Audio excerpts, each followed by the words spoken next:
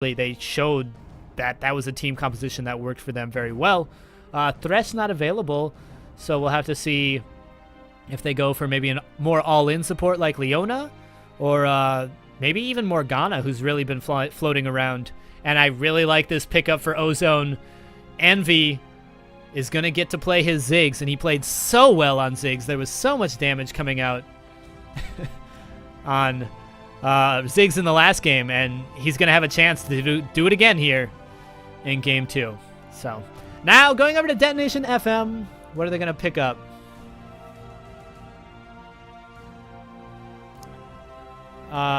Maybe, I don't know. I don't think Soraka honestly worked very well for Seros last game. So I'd be surprised if we see that Soraka come out. I did like Ria Silva's Karma was pretty good. And nothing has changed. There's Karma. There is Soraka. So we're going to see both of those picks again. I think Ria Silva's Karma definitely has potential. I like seeing Karma played. But it just wasn't enough for Detonation last game. And I don't know. I was not a big fan of Soraka in Game 1. We'll have to see if Seros can turn it around in Game 2. Or maybe they give it to Udiproid and he plays Soraka in the top lane. You never know. We're going to see. As now the picks have come back over to Ozone Rampage. Let's take a look at what they want to pick up. Oh, so it will actually maybe be Tay picking up Elise. Honestly, I'd rather see Tay play Lee Sin. I think he's a much better Lee Sin than he is an Elise player, but now that I've said that, feel free to come out and prove me wrong. And it will be a Jinx locked in. So Melon not doing so well again at the beginning. This is the whole story for Ozone last game. Not doing so well. But, or early. Not doing so well early, excuse me, because she was very, very strong near the end of that game. So look for Melon, or I guess that's his old name. Now he's Memeran. But look for him to be very, very strong on Jinx again this game.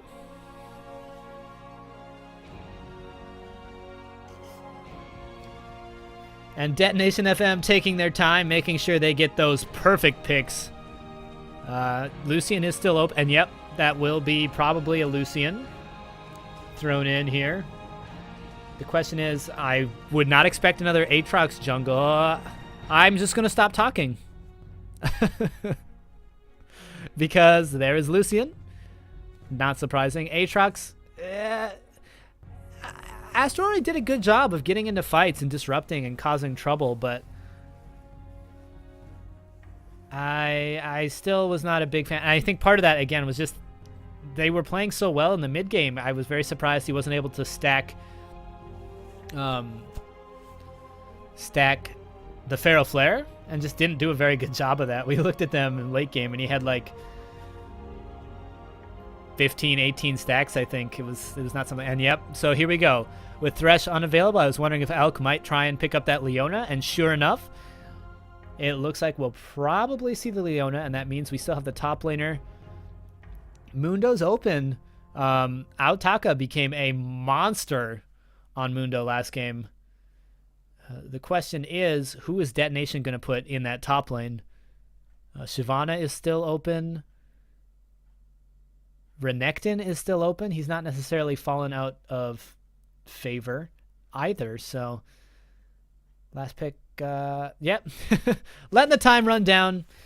Doesn't know what to pick. Well, when in doubt, Mundo out. There he is. So that'll be the final team. Ziggs, Jinx, Elise, Leona, and Mundo for Ozone. So the only changes here happening are Tay's going to be on a different jungler. And because Elk was unable to play his Thresh, he's going to be on Elise. So yeah, we are live in Japan. Usually we come to you from the studio, but as kind of a side effect of Ferlin not being available, we're just doing it from home today. So it's easier for all parties involved. I know we don't have the exciting background here. You can look at my barren walls. But, and again, these last pick, they're taking forever, as if you're not going to pick Singed. Are you really going to pick Singed?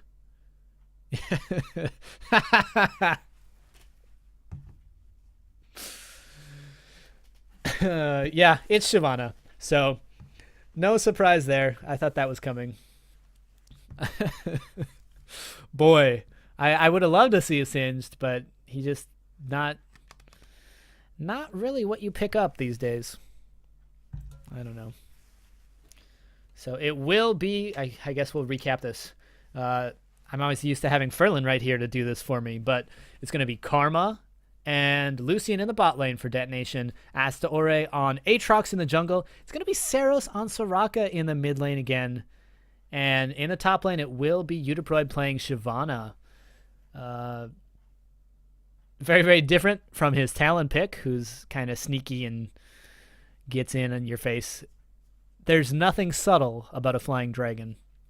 So, honestly, there's not a whole lot different from Detonation and FM this time. The one I do like this comp better, replacing that Talon with a Shyvana, because Shyvana has the ability to tank for your team. She's going to become that big scary dragon who's going to cause problems. Talon, he can kill somebody, but then you don't really have to worry about him as much. Shyvana, big, scary, in your face. She also does damage. So, and this time, I like this a lot more out of Udiproid. He will be running that teleport. There were just a couple situations last game where he got caught out. Hi, Jimmy. Where he got caught out and just wasn't able to be where he needed to be because Mundo had the teleport and was able to get places Talon was unable to get. On the other side, like I said, not a whole lot of change coming out of Ozone. If anything, it's almost a little stronger because of the added CC coming out from Tay. Leona going to have an even better time. Obviously, you can't pull anybody into your team, but you can still catch people out and go into the enemy team. The Solar Flare is going to be huge. If Alk hits his Solar Flares like he hit his Qs in Game 1, I don't know. We'll see. As the caster, I don't know if I'm supposed to play favorites, but I'm going to say Ozone takes the series, and that means they go on to face Rascal Jester next week in the championships. But we still have a game to play, so don't get ahead of myself. All of you in chat, chat moving around very, very nicely tonight, so thanks for stopping by. Who's your pick? I think a lot of you saw Game 1. Who's going to come out in Game 2 here? Speaking of Game 2, this is Game 2 of the JCG Premier League. This is Game 2 of the JCG Premier League. No, Game 2 of the semifinals of Season 2 of the JCG Premier League. That's a mouthful. And it is Ozone Rampage versus Detonation FM. So Ozone Rampage, actually, for those of you not in the know, actually are sponsored by Ozone, thus the Ozone name. Were originally, I believe, called My Revenge. And a few of these players have been with them for a very long time. They went from My Revenge to Rampage, and then in December of last year got picked up by Ozone. And a pretty good pickup for Ozone. I would say they're probably the second best team in Japan right now. And if they win, they're going to go off to next week's final and play against who I think is the best team in Japan right now, Rascal Jester. So that would be the ideal situation. But if Detonation FM can win this and come back and win Game 3 as well, they'll earn their own spot in the finals, and it will be justly deserved. So, yeah, we are just about ready to get this delay all gone away. And let's do this. Goodbye, my face. I lied. I always forget there's a loading screen. Nobody wants to stare at that. You can see all of their borders. They're all diamond except for Udiproid, who has the cool Challenger border. I don't know. I just want to take a look at this. I can tell you, it's so weird to see this after patch 4.5, but there are 3 heals on each team, which is very, very patch 4.5. There's 3 heals 6 heals total. There's 2 teleports. Not a barrier to be found. And honestly, you can't blame them. Flash or heal is so good right now. There's no reason not to take it. But you can probably hear the sounds on my computer. So we're going to jump in game. Also, really quickly, please let me know. I feel like the game is maybe a bit quiet or too loud. I don't know. Let me know how the volume works for you. And everybody say hi to Flying Lotus, who is stopped by the chat to maybe moderate. I don't know. I don't know about that. Kind of disappointed you're not on the call with me here, Jimmy, to be entirely honest. But we'll do it. We got it. We got it. We have actually paused the game, so don't get too excited. Yeah. All right, then I will turn it up. Thank you, Red Liquids. You have been great. You're like the, you and Idleweiss and K-Man, and there's a couple other you. You're like the ideal viewers, so thanks for that.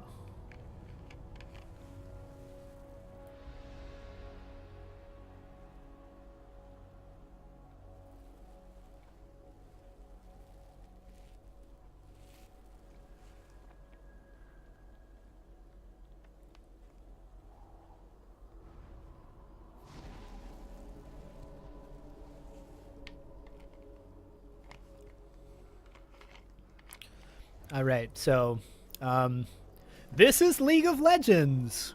This is what the pause screen looks like. It's a very exciting screen. And if this is any indication right now, Ozone's going to win because all of them bought items. Although we're probably paused because Eudiproid dropped. I don't know. We'll see what happens. Take a look at the starts. All pretty normal. The only person here who ever buys anything different is Eudiproid, who likes to buy a scrying orb. But on a top lane, Shyvana, not the most important item. We'll see. Oh, it was actually Saros that disconnected, so never mind. So everybody, if you think there's going to be a giant... if you think there's going to be a giant level 1 team fight, everybody... raise your hand. All right, the readies are coming out. So those of you who missed game 1, we had a I believe it was a 3-for-1 exchange at level 1. So no stranger to the level 1 team fights. And here we go. 5, 4, 3, 2, 1. Welcome. This is game 2, JCG Premier League semifinals. It's Detonation FM going to be on the purple side, facing off against Ozone Rampage on the purple side. Oh my goodness, I just realized I have something for this. Oh no, it's there. Never mind. Oh, this is backwards. Ah! Okay, I fixed it. Here we go. All right, so we do have the level 1s getting a little... close and comfortable, playing a game of sardines with the extended team family here. It'll be Ozone in the top side of the map, and it's going to be Detonation FM trying something a little tricky, going on the bottom side of the map this time. What that does mean is we might not actually meet anybody. A nice ward, though, coming out from Detonation FM. So when this strange invade from Ozone, which is actually the same exact invade that came from Detonation last game, comes out, they will be spotted as they step on this ward. Ping, ping, ping. Yep, nobody there, Mundo, so you're safe. And that's going to be the green light for Detonation FM to go across and pick up a red, as they will more than likely go across and do the same thing. Minions have spawned. It'll be Rio Silva backing. Will they try and steal this? Aatrox looks like he's going to go. And here, watch for the pings from Ozone.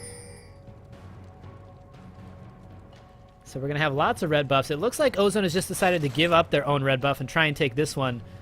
I don't think Saros and Rio Silva are really going to have anything to do or say about it.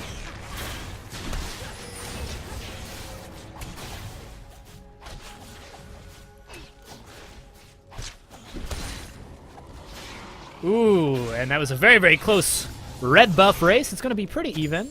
We might as well get these champions where they're supposed to be as well. So all of you following along at home, don't get too confused. And so I don't get confused.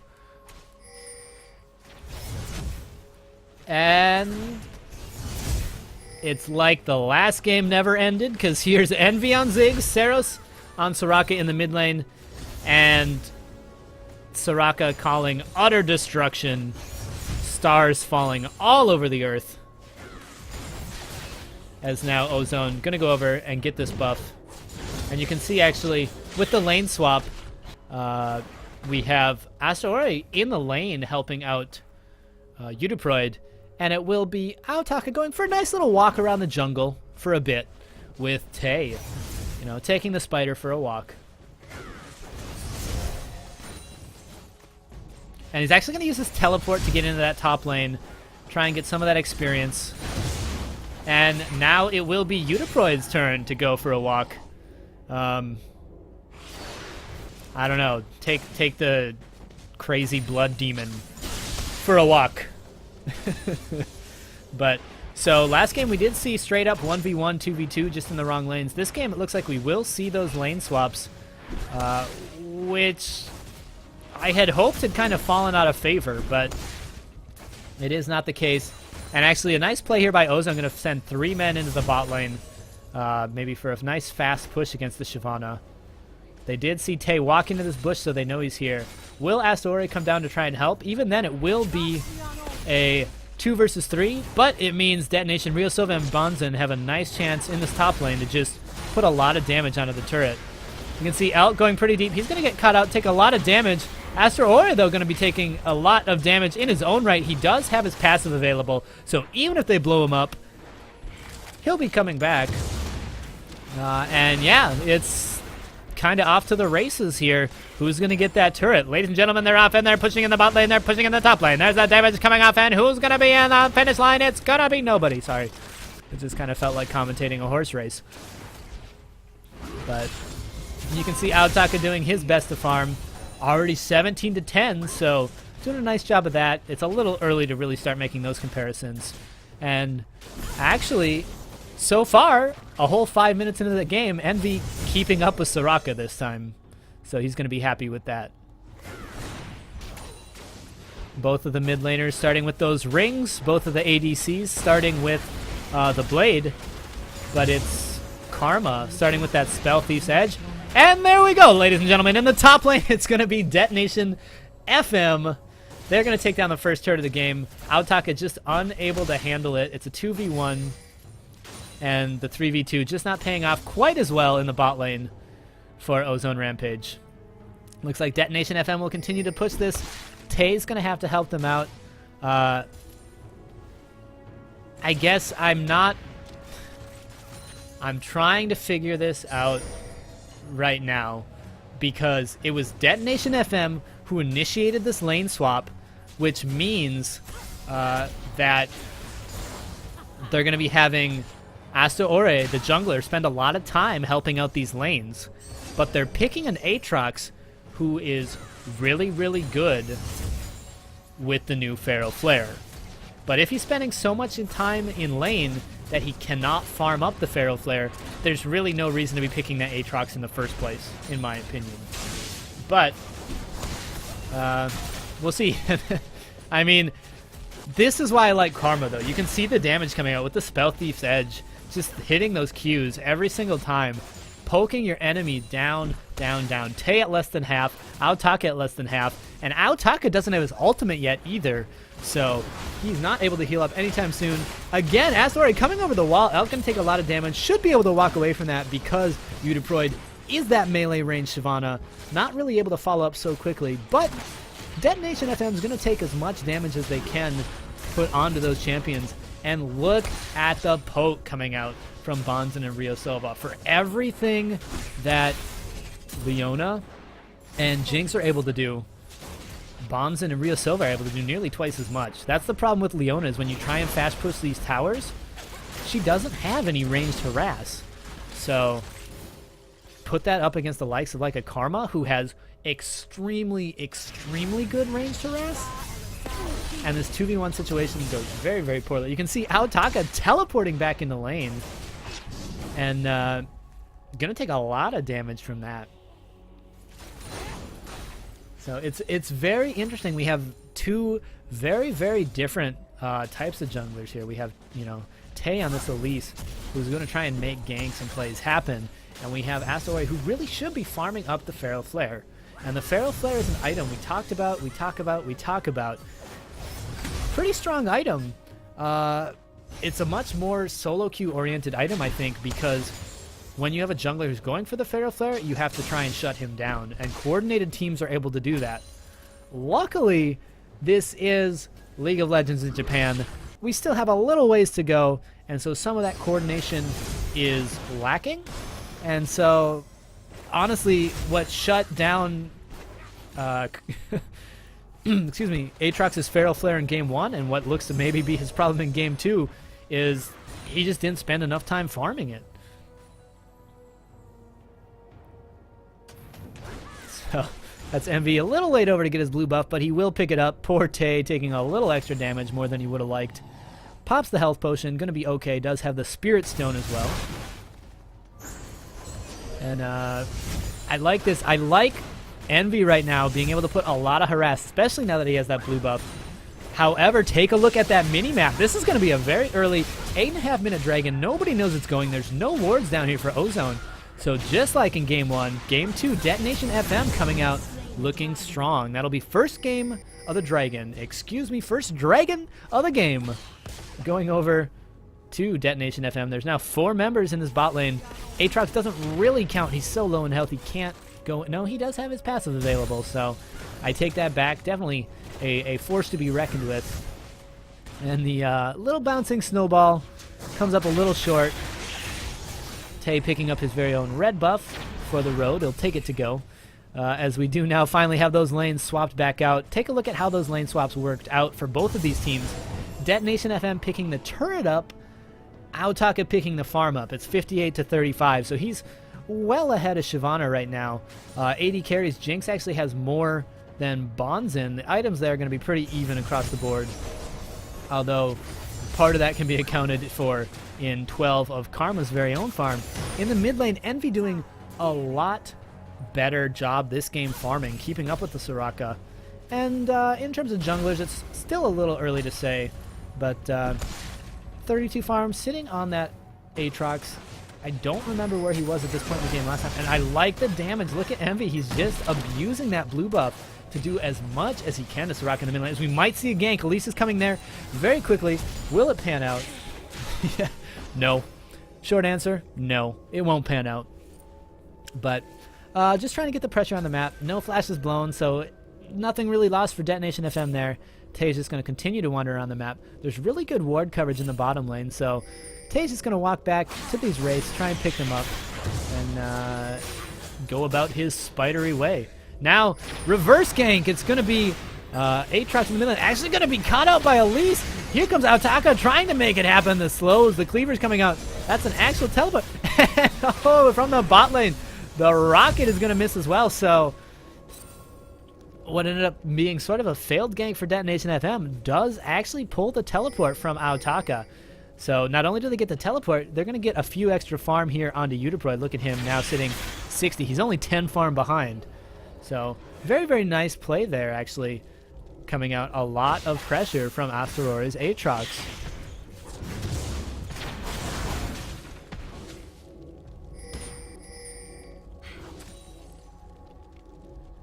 All right, Soraka making her way down. Tay sitting here as well. Will they see each other? Oh, it's a little spider goat party. A lot of damage. Elk coming up. He's then going to land again. Oh, wow. So actually the E will hit, but they're going to have to back up on this as Rio Silva and Bonzin are going to come in. Dissuade any further pursuit. Make sure that bush is clear. That was a very nice case of, well, walking in blind there in that tri-bush. So we will see how it goes, as things are a lot quieter here in Game 2. A few extra ganks, but a few less kills. It's Udiproid only 10 farm behind in the top lane. He does have his Bilgewater Cutlass completed as well, so that's going to go well for him. And just look at the pressure he's exerting on that lane right now. That's going to go very, very well for Detonation FM. There's pressure really all over. Tay coming back into this bottom lane, maybe looking for a gank. Elk is level 6. That's a beautiful solar flare going to hit Rio Silva, not expecting it.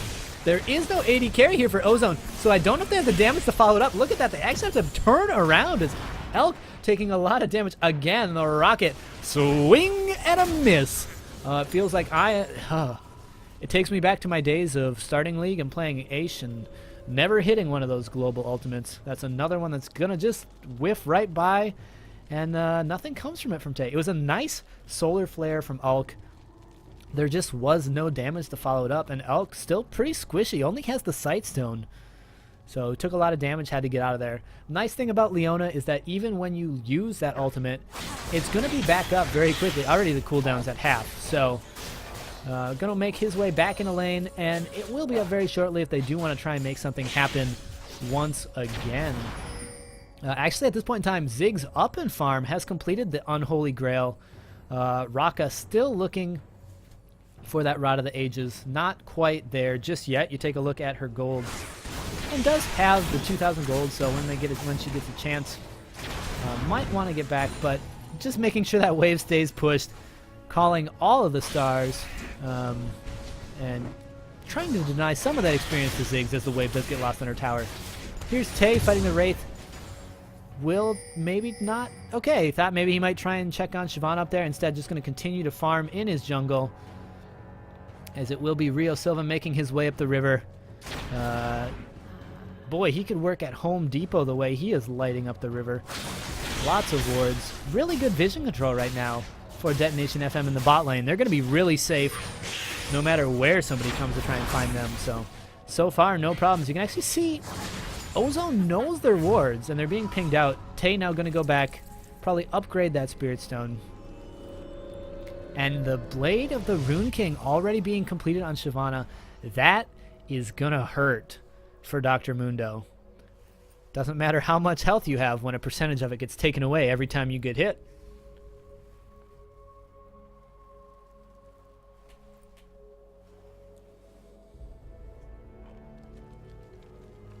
All right, so let's take a look at those global gold totals. It's 17.6 gold, 1,000 gold.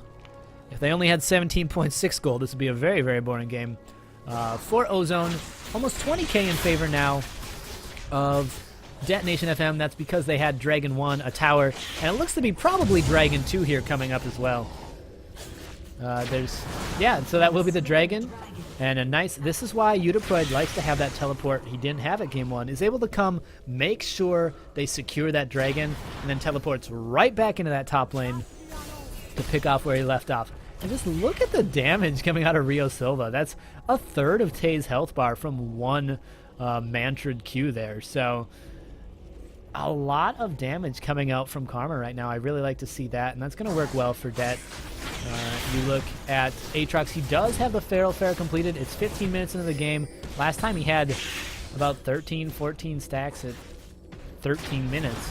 This time he is sitting at 22, so doing a little bit better getting that farm in this game. He should have that completed here at about 16 minutes, 17 minutes, as Tay is just going to miss the cocoon. It's going to be a nice dash away from Bonzen. So Tay will clear out the ward. That's going to be a nice pickup for him. Going to walk over another ward, as actually Aatrox here to maybe make something happen as well. The question is, he puts a ward down, the ping comes out. Actually, ping's coming down on Tay. Tay's got to be real careful as Karma's here. Spider's going to come out, might explode. The cork being popped. Slow's going to land on Tay. Will he follow it up? Aatrox, no, just kind of dancing around, so they do know he's here now. The dance of the junglers. Da, da, da, da, da, da. Smite that Wraith. No, but instead they will actually back away. And nothing will come of it. This 2 shall pass. This 2 did pass. A nice repel. Tay gonna be able to get his jungle. We've actually been following him for a very long time. Thanks, directed camera. You weren't directed at all. So let's take a look at Rio Silva again, huh? Look at the damage. That's, again, a third of Jinx's health bar as well. A nice gank coming in. Evi's gonna land the knockup. Or, excuse me, Evi's going to be knocked up himself. Stars falling from above. Yeah, boy, he's taking a lot of damage. He's going to be counting his very own stars. We got hit pop songs all over the place, and that's going to be the Wraith. Attack is going to try and steal this with the Cleaver. And we're never going to know who got it. A lot of damage coming on Envy. Tay is here, though. The Cocoon is just going to miss because they do force the flash out of Seros. A nice flash, a good reaction flash. Seros was most surely dead, even with the heals there. I don't think he would have been able to withstand the damage output from both Ziggs and Tay. Does have the Rod of Ages completed, so is a bit tanky, but might have been pushing it to try and get out of that situation. So again, though, the pressure in all of these lanes right now in favor of Detonation FM. Top is pushing, bottom turret taking a lot of damage. And in the mid lane, Soraka being Soraka.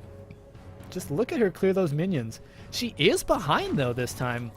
Obviously, she was behind in a big way in terms of farm at the end of Game 1, but was ahead for the rest of, like, the first 20 minutes. This time, actually down 10 farm because Ziggs was just out of lane, able to catch up a little bit.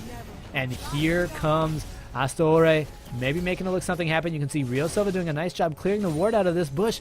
What they don't know is he's walking on top of a ward in the other bush. So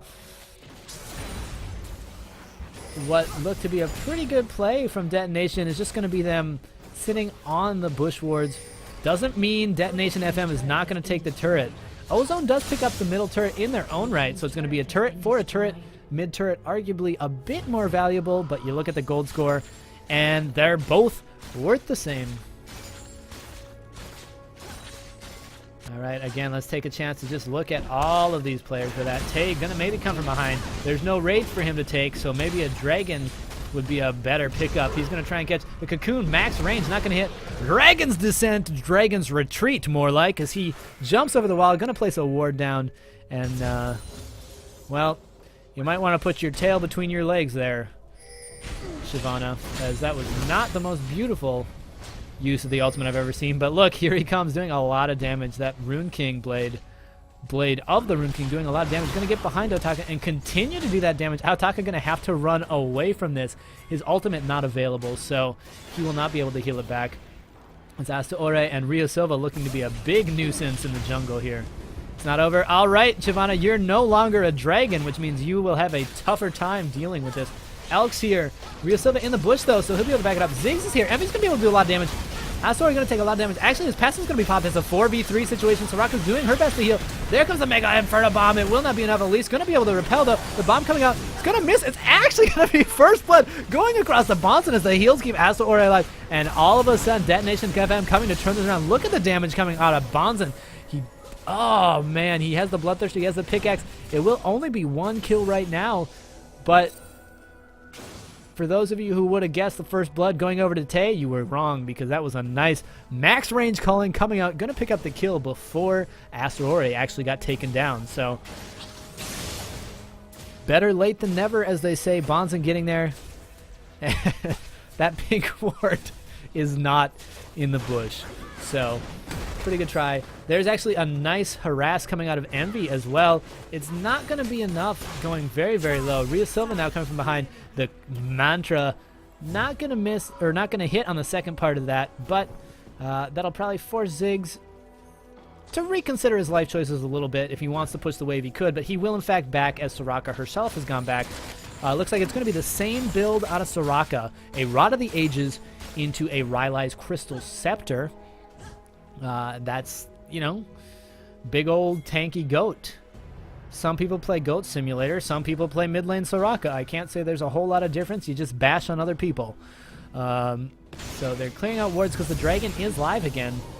Detonation FM picking up the first one. They do have the members here to try and make a second one happen, but Ozone has everybody in the area as well. There's a lot of good ward coverage out of Ozone, and a lot of pings come out saying, hey, there might be a whole team here, we have to be careful.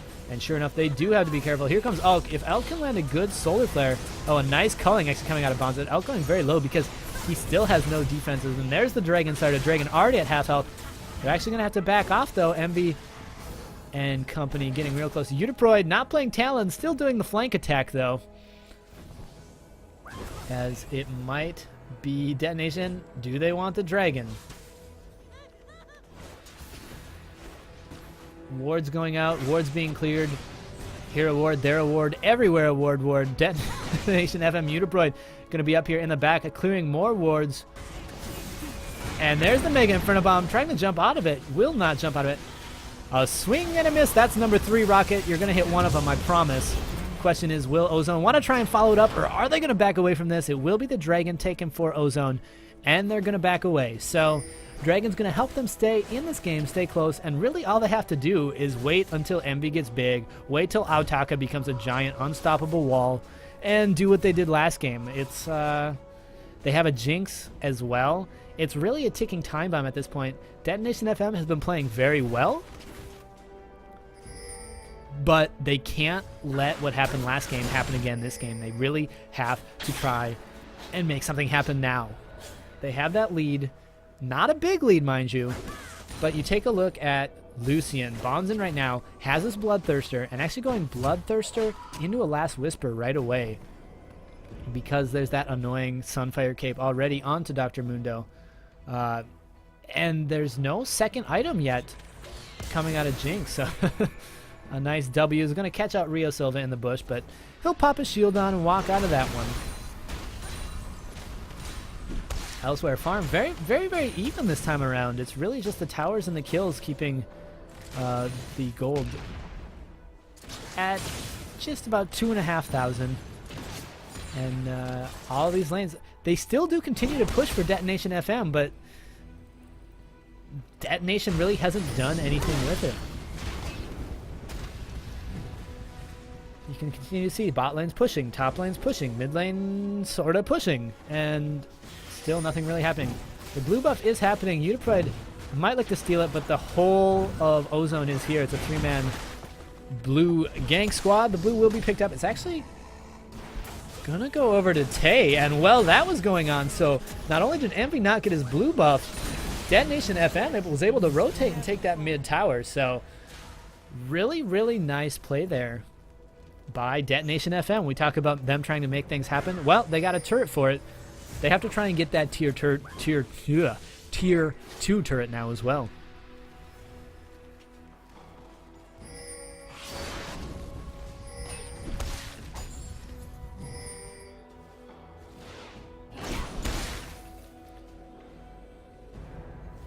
Alright, so our monster date in the top lane, nothing has really changed. Those two are never going to get along as they just continue to bash in each other's faces. And all around the map, I think actually Ozone is kind of enjoying allowing these lanes to be pushed. It means in order for Detonation to come and get more farm, they have to go across the halfway mark, and that puts them in danger.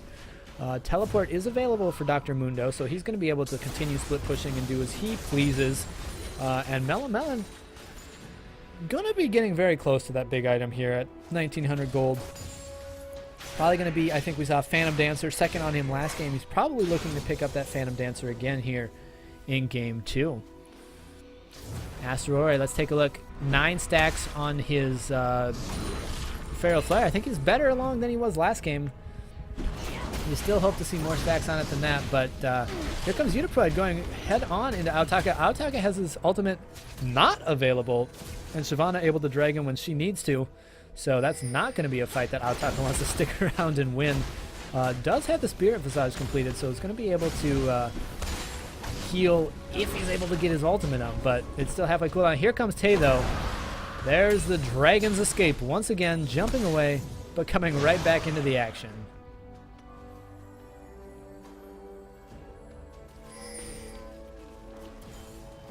Alright, and this is actually Detonation FM. They're going to try and take the red buff, but Saros is going to get caught. Actually has to flash over the Flame Choppers. The Solar Flare is going to miss. Walk right around that. It's a sunny day, but not for you.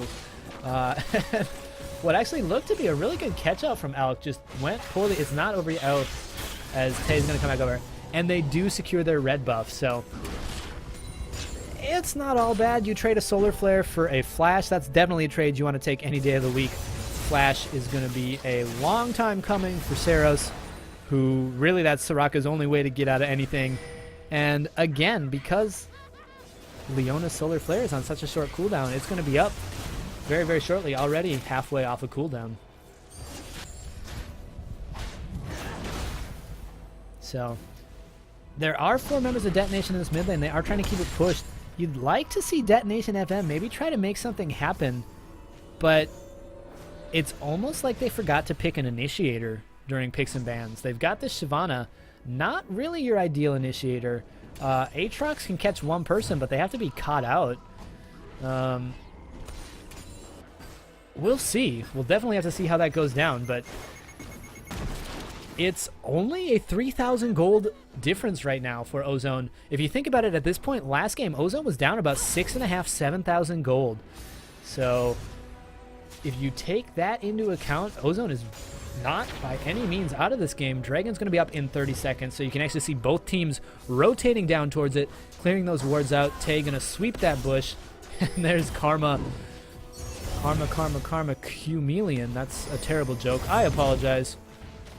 But we'll see, as now both of these teams are going to congregate around this dragon. Mundo going to be able to get a little bit of extra farm in the top lane. Uniproid might want to go stop him, as both of the top laners do have their teleports available. So that should allow Shyvana to keep Mundo off this top tower. And actually, as Shyvana makes her way up there, Mundo's going to make his way down the river. And a double disco party coming out. Make sure that ward, or that bush, is extra clear of wards. You talk about the damage Karma does. Look at the damage coming onto Karma. Ziggs now with his death cap and Unholy Grail completed, as well as a nice little blasting wand on top of that. Aotaka is here. He's not going to use his teleport to get here because he is part of this fight already. The question is, will they try and go for the dragon? Ozone, if they want to make something happen here, they do have Leona. They have the hard engage. So I don't know. We'll see. Once again, here's Uniproid trying to come from behind, and it's actually Uniproid and Aotaka going to be going at it a little bit. Let's take a look up there real quick, as they're just fighting in the mid lane.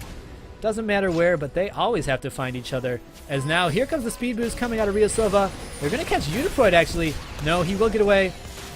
Dive coming out is actually Envy getting a little bit out of position. He will be safe, walk away. The Culling's going to come across onto Aotaka. And both of these teams might actually just disengage from this. The thing is, however, Leona still has her engage available. So if Elk manages to catch one or two members of the team out, this is going to go very poorly for Detonation FM. They have to be very careful. You can see all of them really split up. Bonzen near the mid lane turret. And Uniproid, again, in the back, doing his best to try and keep this lane pushed. There's the Mantrid Q coming out, doing a bit of damage on Envy. As long as he stays back, he should be okay. He will get a dragon to the face, though, if he's not careful. There's the Solar Flare. Astor is going to be caught up. There's the ultimate coming out. Uniproid coming back. They have to make sure he's not a problem. There's the beautiful Mega Inferno Bomb. Going to land. It's going to pick up a kill. Astor is going to pop his passive. Tay's going very low. Elk's going very low. Mel's very low. This will be Uniproid picking up one. Could it be Uniproid picking up two? Look at this. Is Bonzen in the back doing so much damage. They just do not account for him. It's going to be a double kill going across to Uniproid, and that will be the dragon for Detonation FM. So we talk about Detonation FM making something happen. They don't have to make something happen. They wait for their own chance to be engaged upon and just turn it around. Uniproid doing a really good job coming from behind, getting all over the back lines of Ozone. And Ozone really just lost track of Bonzen. That's the second time they've lost a fight, and both times are because Bonzen has gone untouched. And you take a look at his build. He's 2-0-2. He started with that Bloodthirster and the Last Whisper. He has the Zeal to go along with it, so he's attacking just a little bit faster. Whew. Boy, let me tell you, if Ozone wants to win this game, they really need to do something about Bonzen. But he's been allowed to sit in the back of these fights. He used his culling early in that one just to put some damage across. And honestly, you take a look at his health. He came out of that fight practically untouched. Obviously, there is a Soraka for Detonation FM, and where you might not have the damage like a Ziggs has, it's always hard to discount those heals with a Soraka W heal, with a Soraka ultimate heal, and 3 summoner heals anytime anybody goes low on Detonation FM. They're just really going to be brought right back to full health. So you have to explode somebody very, very quickly, or make sure your targets continue on in the right places. And so far, it's just not working out for them. There's Ryosova making sure wards are cleared out around those Barons. It is 32 minutes into this game, and we have not seen a Baron. Look for maybe one to start now. A little bit of poke coming out from Asteroid, and Ziggs Envy in the middle. He does have the blue buff, trying to do some damage on the Saros. Saros doing his best Chicken Little impression in the mid lane. And will we see an engagement? It's 4 members of Ozone. Actually, Ozone, if they could see that Bonzen was all alone in the mid lane, this would be such a good opportunity for them to try and make something happen. But as it stands, they're just going to let that mid lane get pushed and try and keep that tower alive. Part of this is because Eudiproid also on Shyvana is 2-0-1. I think doing a little bit better than his Shyvana last game. But, yeah, I don't know. We're going to see. We're definitely going to have to see how this goes down. Here's Detonation FM, maybe trying to make some bait happen around the band. There's going to be an engage coming from Astor. It's going to be Tay repelling, but where do you go? You have nowhere to repel. There's a nice little repel, actually catching him in a choke point. This is not where Detonation FM wants to be fighting, but look at them running from this dragon. Eudiproid is so big. Melamelon, though, Aotaka, not a whole lot of damage. There's actually a lot of damage coming down onto Detonation FM. The culling coming out, going to go all across Aotaka. He's going to body block that for his team. Rio Silva's going to recall, and is Ozone going to be able to make anything happen here? They're not going to pick up any kills. They're not going to really be able to start the Baron. Instead, Aotaka's trying to make something happen in the back here, throwing cleavers into the bush. Not going to find anybody. Red buff going to go across to Bonds and going to make him do even more damage. And Eudiproid, once again, right back to that top lane. So just keeping the hurt on, making sure Aotaka must be there. Aotaka just blowing his teleport, so that's not going to be available for him. Eudiproid does have his teleport available, so this is where Detonation FM really has a chance to make something happen. There's no middle tower. Instead, it looks like Bonzen will go and farm the bot lane. Ozone going so deep right now. They have to be real careful not to get spotted. There's no real wards for them to walk over in the opponent's jungle. They're actually looking for maybe something on Eudiproid here. Eudiproid, you could be in big trouble. He does have a tower, but here comes Elk. Will the Dragon's Descent come out? There's the Dragon. It catches. Will the Solar Frag come out? It's going to... No! What a beautiful flash by Eudiproid. That's all of Team Ozone going to try and pick up one Dragon. Sorry, you will not be able to do that. Look at Tay. He's going to try and keep... He's going to be kept from recalling, and that means Dead FM has a lot of pressure onto this middle turret. The Mega Inferno Bomb going to come out just to clear the minion wave. So no harm, no foul. They're going to keep their mid turret, but a lot of resources right there dedicated to try and stop Eudiproid Shyvana. And he simply walked away. Yeah, there was a Dragon's Descent. Yeah, there was a flash. But anytime you can get all 5 members of a team to come play in your lane, you're doing a very good job as a tank for your team.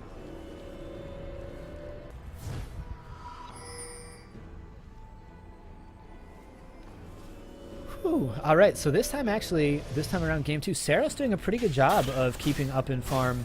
Conversely, Melamelon himself doing a pretty good job of staying caught up to Bonzen in farm, but it's really those kills. You can see the Phantom Dancer now completed.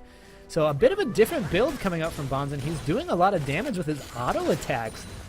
Like I said earlier, he's sitting in the back and attacking, and nobody's getting to him, so when that's happening, nothing wrong with a Bloodthirster Phantom Dancer Last Whisper build. He also has the Quicksilver Sash, should anybody come to get him.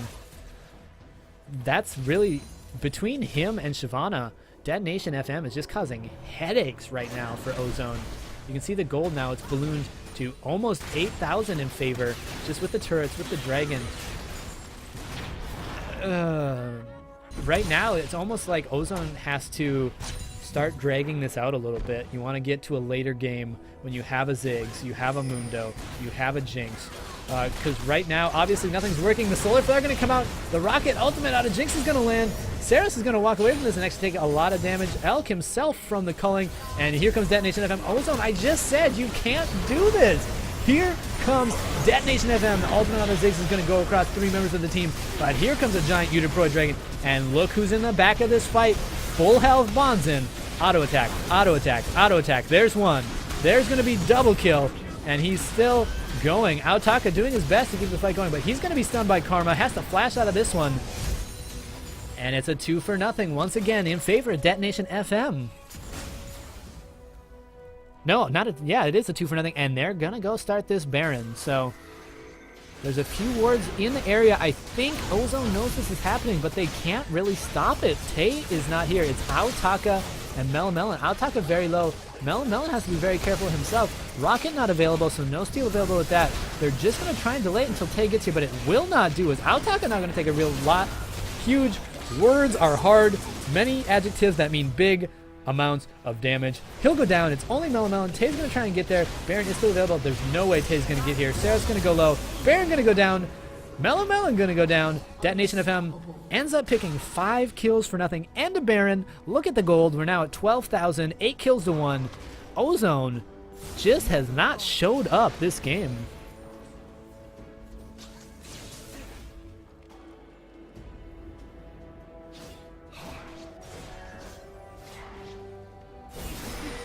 So, Detonation FM,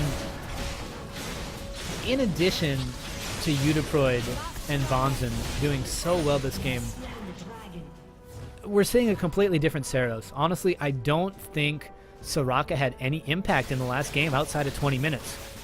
This game, Soraka is making this a nightmare.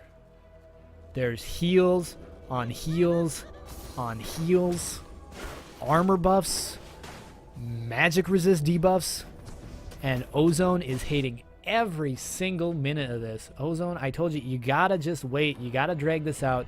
Pick up kills when you can, when you get picks, but you can't be going for the Soraka underneath their middle turrets, because that's what happens. They get caught out and they give up a Baron in addition to a whole team.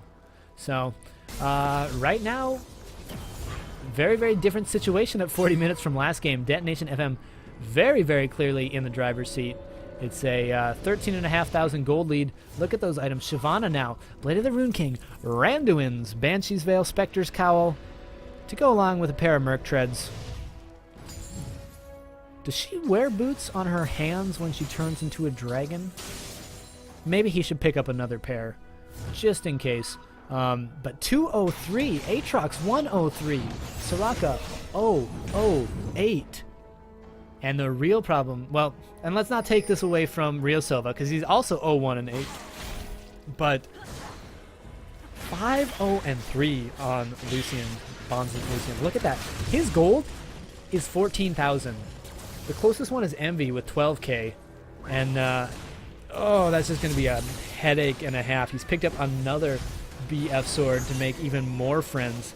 And look at this Soraka. Turret? What turret? You're going to tank that as Bonzen takes it down very quickly. Ozone will pick up the top lane turret as Outaka just doing his thing. But look at this. Detonation FM going to be able to zone them off of this bottom turret completely. Another turret dropping. That's 5 turrets now. And I really can't conceivably see them stopping this push. They have a minion wave. It will disappear fairly quickly if they want to. Soraka has no problem going up to that turret, but to be fair, you know, you don't want to get caught underneath a turret with an enemy Leona, so I don't know if dragons have hands, but they walk on them on their wing. She doesn't fly. Never mind. But yeah, just like, look at these items. Like, the builds right now are going so well for Detonation. And actually, I do like what Outaka is doing. He's not hesitating from this split push, doing the best he can to try and take the turret. They're going to maybe almost trade top turrets, depending on how fast he can take that. But we are going to get engaged. There comes the jump from Asta Ore. Taking it very low. Culling comes out. Nobody gets called, but it's going to force a lot of people off. Swing and a miss. Watch for that. Right down the middle. Going to go through the uprights. Give Jinx the field goal, 3 points. Outaka will take the turret. It won't be an inhibitor. So, I think Ozone honestly has to be pleased that they pick up inhibitor tower, because they were probably going to lose that inhibitor no matter what. The question is, are they going to be able to stop the push as it comes in under the next one? Elk is here. Does not have the Solar Flare available because it was just used. And if Detonation FM is smart, they're going to be able to walk away from this fight.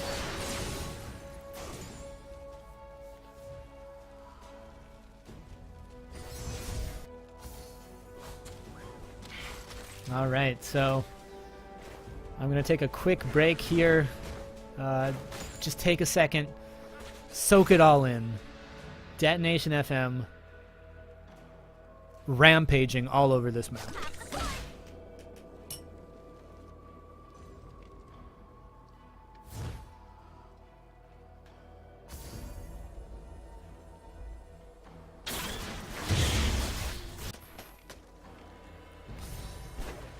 So, Aotaka, in both of these games, has really been a very good Mundo, but this game, I think he's met his match in Mutaproid. The Talon pick last game just was not very effective for Detonation FM. This time, Shyvana, well, to be entirely honest, it's really hard not to be effective with Shyvana right now. So, a very, very good pickup, a very, very smart pickup, and absolutely doing work for Detonation FM. Only participating in five of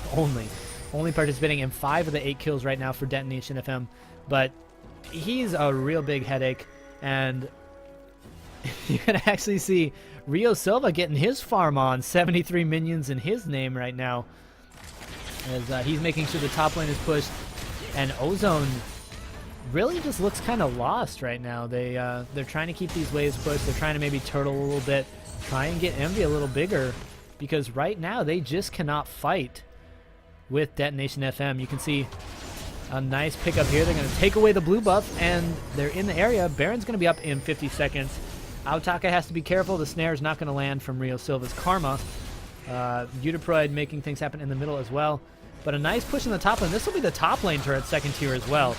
So 7 turrets to 4. The turret push continues. And all 5 members of Ozone here kind of bunched up, gonna try and stop this push, but the question is, can they? Even if they push them off of this turret, it just means Detonation can walk back and get the dragon that spawns in 20 seconds. So you can see the nice wards coming up from both teams over the walls, but a nice double strike out of Mutaproid is going to take care of that one. He's now going to find a little bit of dancing partner in Aotaka. Look at the damage coming out. Slowly but surely, watching the purple man lose a bit of his HP. Banshee's Veil on Tay is going to be popped. A couple Qs coming over the wall as well. And they're going to continue to siege onto this turret. Look at the damage. So much coming out of Lucian. He has this infinity edge now. Let's take a look at him real quick. That's 361 attack damage and a 1.7 attack speed to go along with his passive. So very, very dangerous. Ozone really in danger here of taking the series to a game 3. This is a situation, you know, you win game 1. I'm sure Ozone wanted to just close it out in game 2, but the way they're performing in game 2, it's not over yet. But if they lose this game, I'm a little worried for them in game 3, and this will be a free Baron again for Detonation FM. So it's going to be gold going even higher, 59 to 74.5. Math dictates that that is about 15,500 gold in favor of Detonation FM. Take a look at their gold totals all across the board. 17k onto Lucian, 15k onto Soraka. Your top laner's got 16. Everybody's got at least 12. Leona has 6,000 gold. 2 members of Ozone struggling to hit that 10,000 mark as everybody's rich on Detonation FM. Saros is going to be cocooned out, but this could very well be the beginning of the end.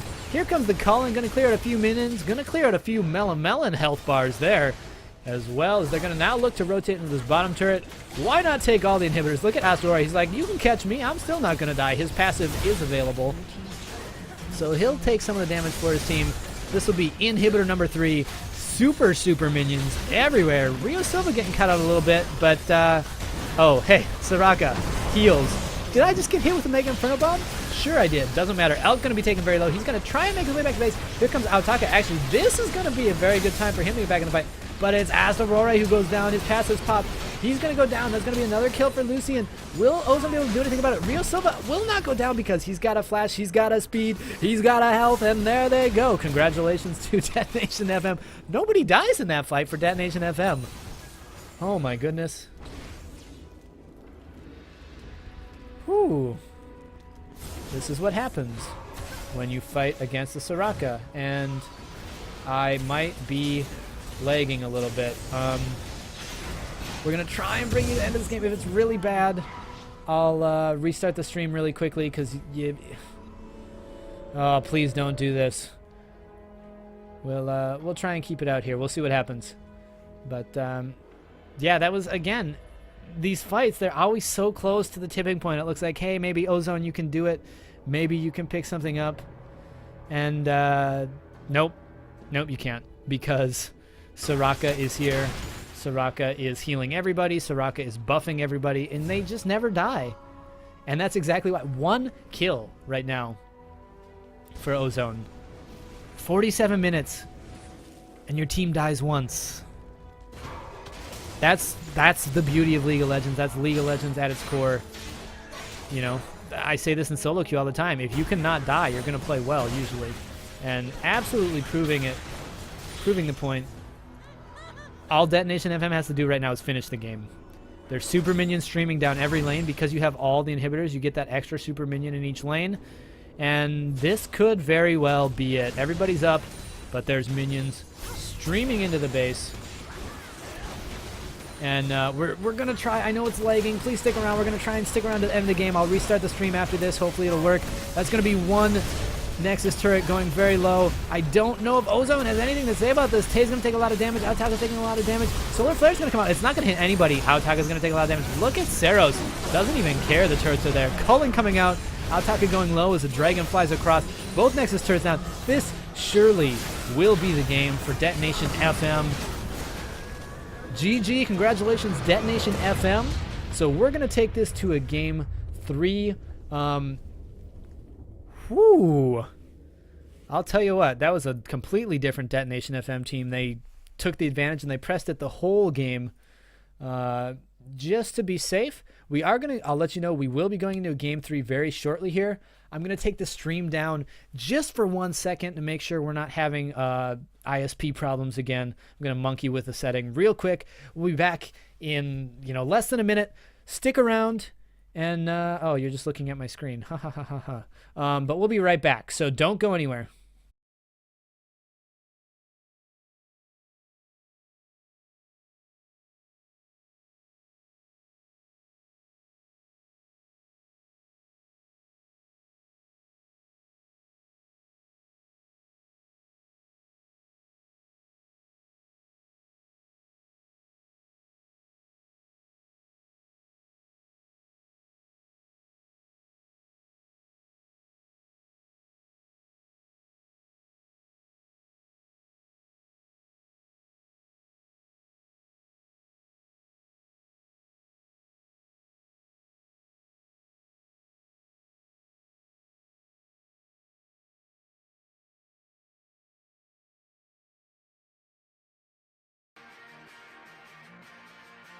Starting up a ranked game, calling my preferred lanes, yeah.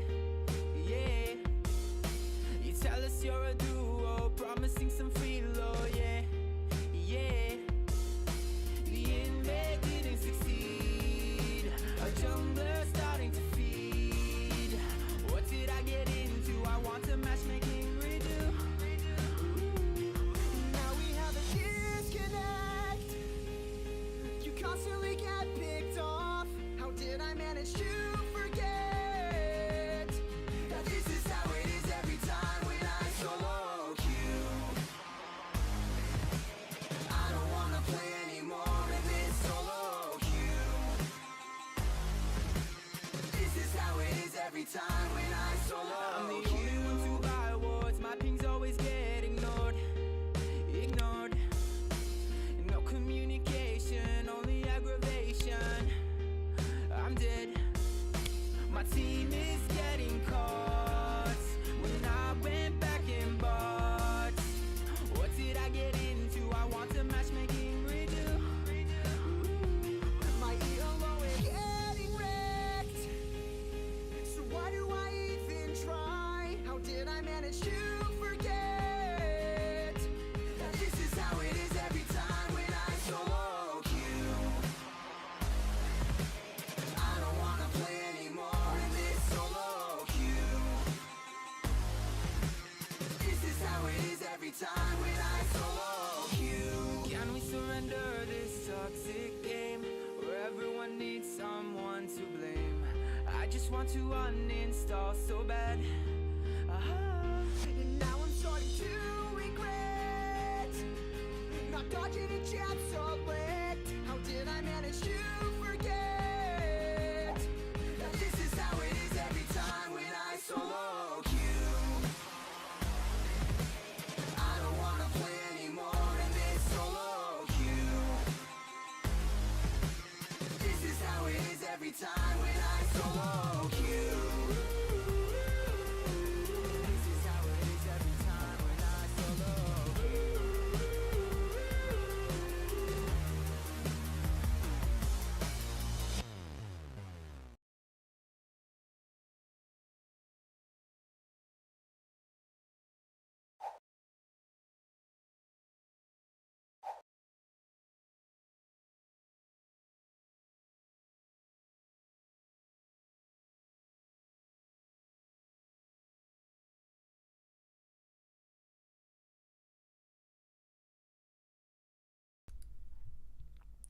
All right, ladies and gentlemen, good evening.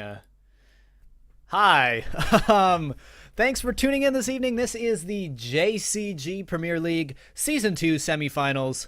My name is Corey Swanson. You can find me. I have a name tag today, actually, so that's cool. Corey Swanson. Feel free to check me out. Not really that exciting. I do have very, very sad news for everybody tuning in today, and that news is that Ferlin is kind of busy. So she won't actually be joining us. I'd asked a couple people to maybe try and get in game and cast with me, and nobody got back to me. So we're going to take the stream solo for a bit here and see how it goes. Yeah, so that's the plan for this evening. Like I said, this is JCG Premier League Season 2 semifinals. And tonight we have the ever-present, well, both of these teams are actually very, very present in the Japanese League of Legends professional, quote-unquote, scene. It's Detonation FM, that's Detonation Focus Me, and they're going to be going up against Ozone Rampage. So these are some of the top-level teams here in Japan. Detonation Focus Me was actually, I think, Season 2, or excuse me, I get JCG really confused. We're on our fourth, what's the right word? No, we're not. Don't listen to me. Last year, Season 2, they were the Season 2 and Season 4 winners. Very, very, very strong team. As of late, they've been having a few troubles, but they've been changing up their roster, and they've started looking a little bit better. So look for them to maybe get on the upswing today, as they do face off against this Ozone Rampage team. Ozone looking very, very strong. Came out the beginning of this year, kind of looked like they were missing something as well. It was kind of Detonation and Ozone, both teams with a little bit to prove. And I think, especially as of late, Rampage has really stepped up their game, have been playing very, very well. And so that's what we're going to see tonight. We are just waiting for the players to jump into the room here. We're planning to try and start at around 10 after the hour. It's currently 7 after the hour, so as long as we can get everybody in here, it won't be a problem. Thank you, everybody, for tuning in this evening. I know without Ferlin here, there isn't really any reason to watch. But, yeah, we'll see. We'll keep everything exciting for you. Just making sure I have all of my stuff ready to go. Hopefully we're not going to have internet problems like we did before. Yes. Alright. じゃあ、皆さんこんばんは。これは JCG Season2 のセミファイナル、オゾンランページ対、誰でしたっけ？ Detonation FM。こんばんは。このチャンネルで英語の配信やりますので、もしかして日本語で見たいなら、twitch.tv/ 何でしたっけ？ JCG LoL だと思いますが、まあ多分、ニコニコでもやってますので、もしかして日本語で見たいなら、そっちの方へ、もしかして私と英語で見たいと思ってる人いるなら、ここでも大丈夫ですので、これからよろしくお願いします。Alright. So yeah, it looks like we are just making sure everybody is getting into the game here. It's really weird to not actually have somebody here. Usually I have Ferlin either on Skype or sitting next to me, and it's very, very lonely without the lovely Ferlin here tonight. So, you know, if we want to, we can put the Ferlin picture up, but it's kind of lying because she's not here. But we all, it's actually this side. We all love Ferlin here, so actually we're just going to take advantage of this and make fun of her while she's not here. So, haha, Ferlin. I hope you're not watching. Does Nightbot have a command for updated link for JCG Premier League? I don't think so. That's kind of Ferlin's job. I don't want to shunt responsibility, but I'm going to. I don't think there is anything really in the realm of that happening right now. If it's something you'd like to see, or if you have ideas, please share them with me, because I might be able to take a look at that after the games this evening, because I do have the time for it. So, again, this will be Ozone Rampage versus Detonation FM coming up very, very shortly. Excuse me. We're just missing 2 players right now, so as soon as they get in here, we will get started. Yeah, boy. What else is new, folks? Yeah, I don't know. So we will be playing on the North American servers. This will be patch 4.5, which has, I would say, significantly changed the game around a little bit. We see a lot more teleport in the top lane. Pharaoh Flare junglers, which is actually more of a solo queue item, but it's been built a couple times in competitive play as well. In addition to that, for those of you maybe catching up, watching your OGN this week, we saw TF back in a big way. Dade doing some work on him last night for Championship League. And yeah, I don't know. I don't know if you caught those games last night, but they were pretty exciting, with Ozone actually coming in 4 games. Frost looked like they were going to pick game 4, force a blind pick, and didn't. And if I just spoiled those games for you, I am really sorry. But you really should be watching those before you watch the Premier League games. So, for those of you who missed us last night, you didn't actually miss us last night. Some of you might be following the channel and you got a notification that, hey, look, Japan Esports is live. We did go live for all of about 5-10 minutes last night. Unfortunately, I don't know if there was just some miscommunication or what happened, but Detonation Rabbit 5 actually never showed up. So they had to forfeit both games, and that basically gave Rascal Jester a bye into the championship, which will be happening next weekend. Not really super surprised, to be entirely honest, because what do I want to say? Because Rascal Jester. Sorry, I'm trying to get into the game. I'm trying to too many things happening at once. But Rascal Jester, I would have picked them to get into the finals anyway, and so we will be seeing them next weekend. But I think we are just about ready to jump in here. I think we have all the players here. I think we have all of the spectators here. So we should be able to jump in pretty quick here. Again, I'll just keep saying it. It's Ozone Rampage versus Detonation FM. For those of you who are expecting Ferlin, she will not be with us tonight. She had some personal, private, secret matters to attend to. So, yeah, I don't know where she is at this very moment. But, oh, and I said Ferlin because I can't, if you're Chinese and you're here, I can't introduce the stream in Chinese for you because I don't speak Chinese. So, other than that, this is, yeah, yeah, I know, right? For those of you who actually pay attention, which is probably all like 7 of you, thanks for tuning in. I did get a haircut. Woo! It's, I don't know. Long hair gets annoying sometimes. I want to sleep before work, and in the morning, longer hair takes longer to dry. So, unfortunately, my work is not League of Legends. I very wish it was. But we will be jumping into game here as we are saying start onegaishimasu in the all chat here for the lobby. And here we go. So we're going to go into the picks and ban screens. I think I have it all ready to go today. So let's do it. All right. So, on the blue side, it will be Detonation FM today. On the purple side, it's going to be Ozone Rampage. So, actually, bans coming out very, very quickly here from both teams. It will be an Elise ban coming out from Detonation right away. And it will now be Nidalee. Of course, so Nidalee very, very strong, even in the current patch.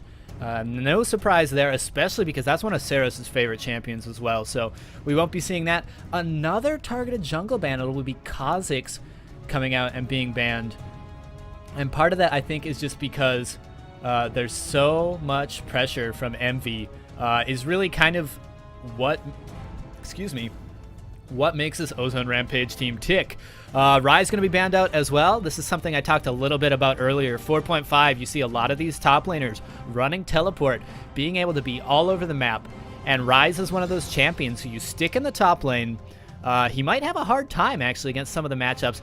But as long as you get him his farm and you use that teleport to pick up kills all over the map, he's going to become a monster in the late game. So that's just something Ozone doesn't want to deal with tonight. And finally, the last ban coming out, actually a bit of a surprise here from Detonation, will be Caitlyn.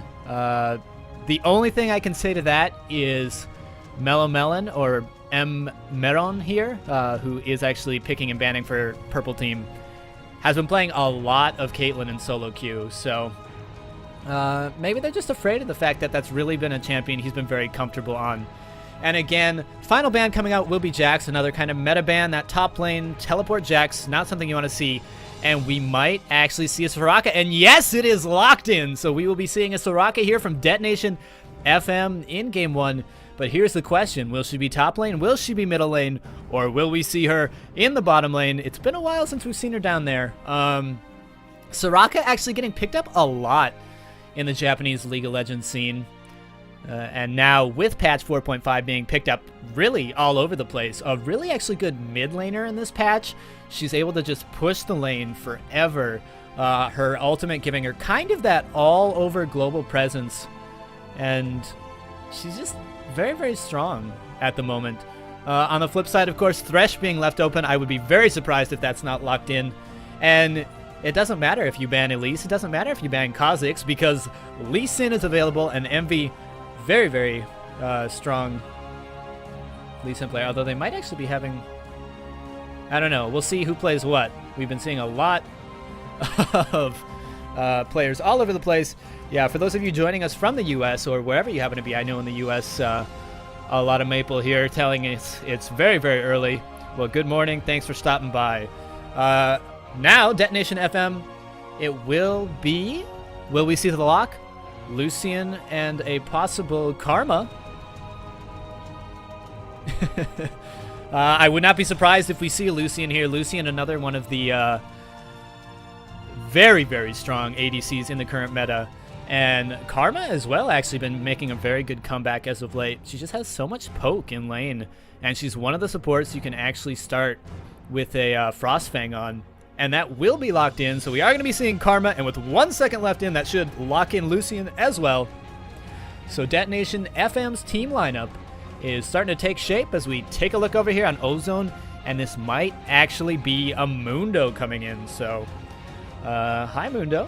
Will we see you? Who knows?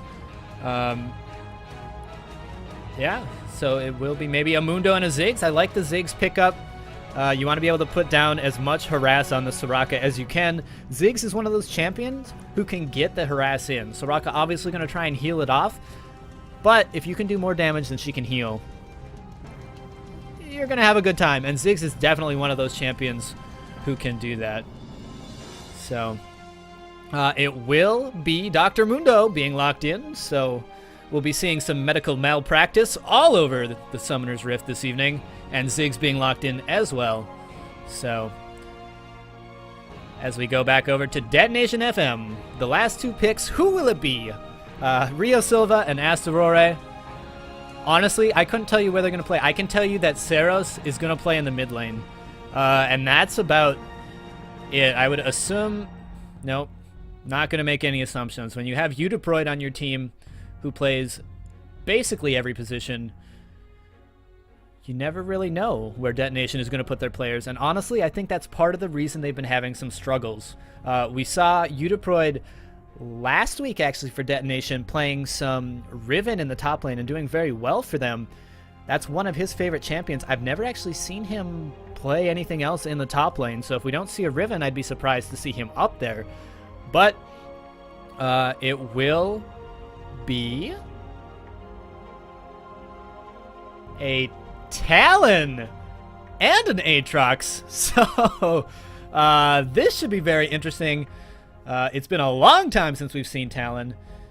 And maybe the last pick coming out here could be a Jinx. It's a very good pickup, a very strong pickup with that Thresh. You use his Q, and then you can get those Flame Chompers down and really, really make it hard for that bot lane to move around.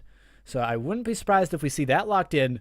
But boy, it's been a while since I've seen Talon. That should mean we'll probably see Soraka in the top lane.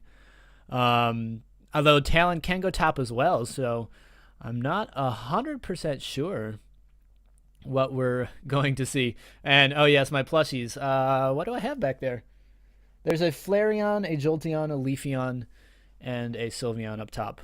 But, all right, so we do have these final picks locked in. They're going to switch everything around. It will be Saros in the mid lane on Talon, which means Udiproid will be playing Soraka.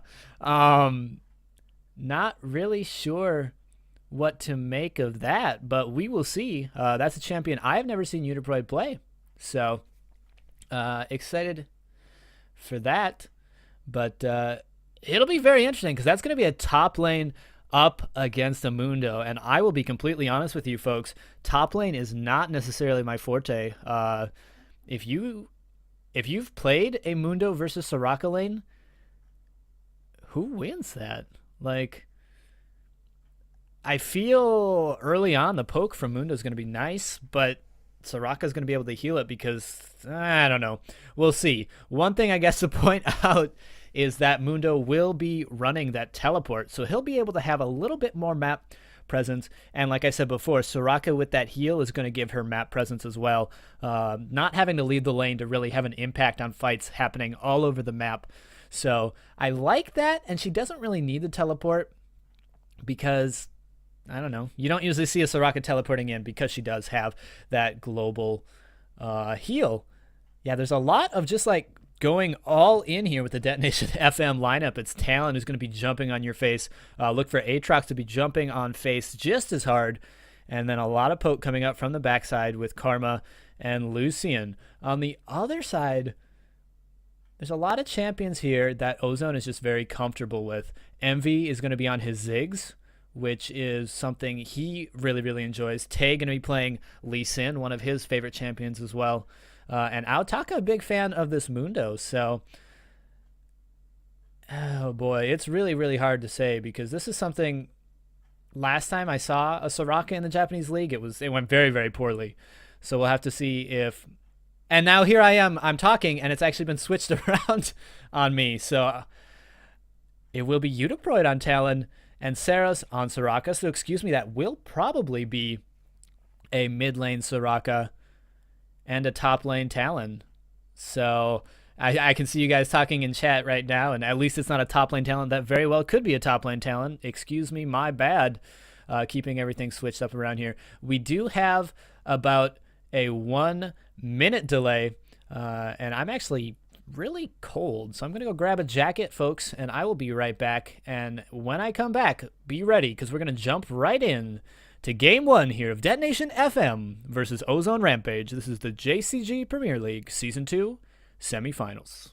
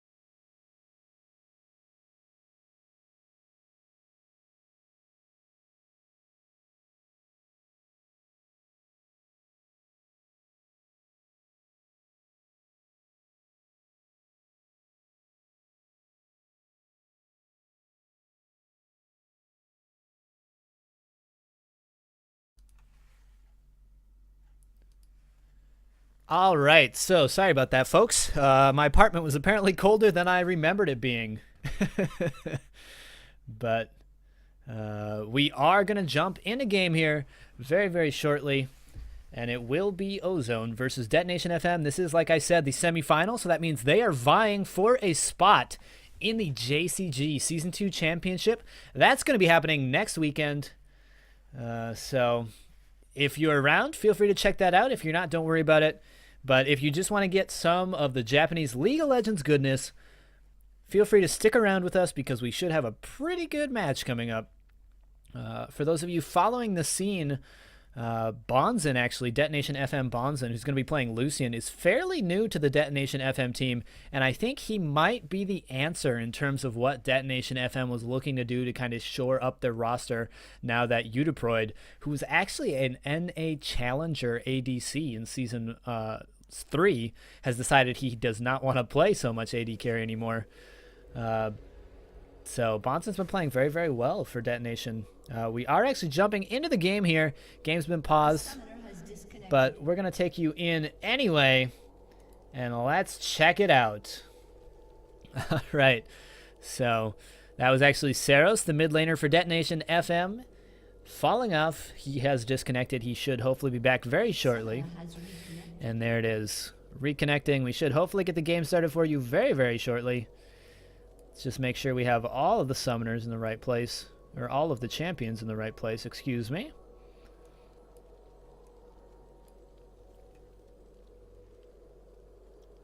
Yeah, all right, and there's a question here from Lucas9527.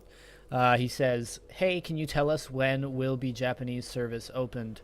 The Japan server should be out by the end of this year. I can't really tell you more than that because I don't really know. I can tell you Riot has started in Japan finally, which means the Riot server will be coming, and that's why we're really, really hoping it'll be out by the end of this year. But at this point in time, there's been no other real news other than, like, it's happening. All right. Oh, man. So we're having a bit of a connection problem. Again, just making sure everybody's here. Saros dropping, reconnecting. And that's because all of these players are playing from home today, which means some of them have better internet than others. Some of them get dropped a little bit. Hopefully we're not going to have any problems, and we should be ready to go very shortly.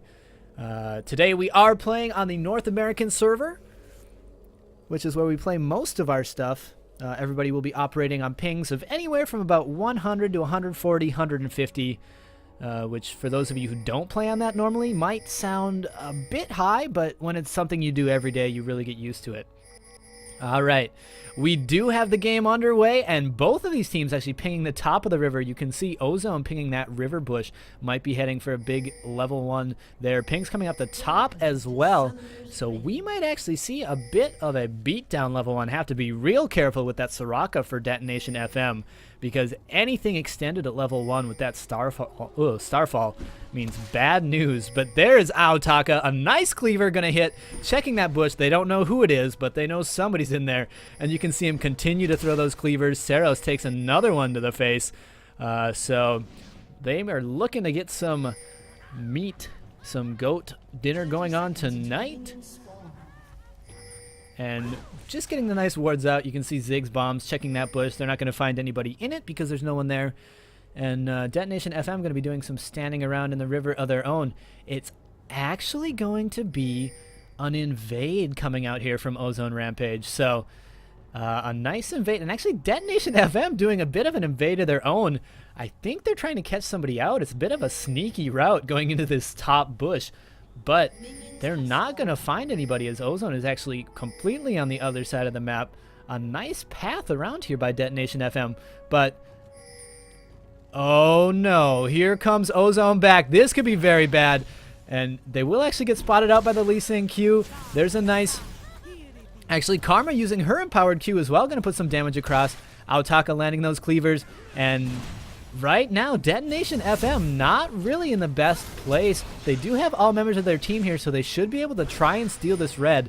But Ozone very, very close, able to contest it. And a nice Q coming up on the Eudiproid. He's going to take a lot of damage and actually has to get out of there very, very quickly. Envy now taken very, very low. Astore trying to get things taken care of. And everybody's going low. This is an extended level 1 team fight. Envy going one more hit. He'll be done. Will he get out here? Ulk is going to be going down very low as well. Astore gets killed, quote unquote, but because of his passive, he will not actually be dead. And first blood goes over to Lucian. Melon looks to die as well, so Rio Silva's going to pick up a kill. And they're still fighting. Uniproid going to go down, but it's a double kill for Karma. So you talk about support, Rio Silva. He's another fairly recent addition for this Detonation FM team, and boy, you looking for excitement at level 1, and there it was.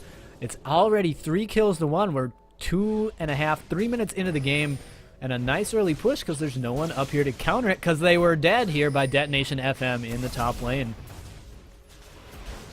Woo! So that actually was a very, very interesting team fight there. I'm very surprised Detonation FM was able to come out on top, but they were. And actually, 3 of the kills, 2 of them going over to Rio Silva, the other kill being picked up by Bonzin. So that top lane already with 3 kills under their belt, bot lane, top lane. The duo lane is going to have 3 kills under their belt. 3 assists onto Aatrox, 2 onto Soraka, and the only one who really didn't get a piece of that because he was running around on the other side of the red buff was Detonation FM Uniproid.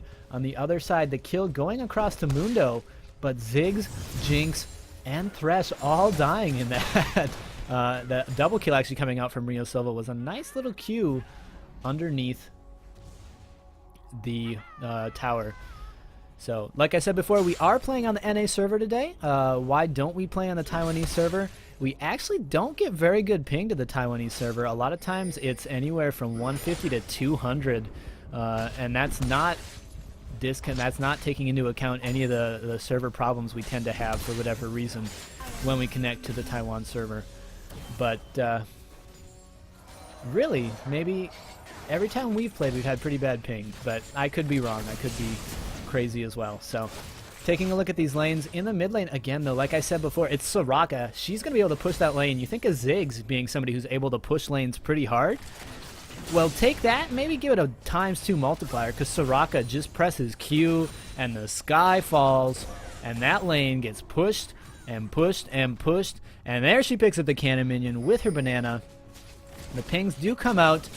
It might be Tay looking for a gank, but the ping's coming out from Soraka as well. Going to put the ward down in the river, and so that will prevent Tay from doing anything for the time being. We're going to have to see.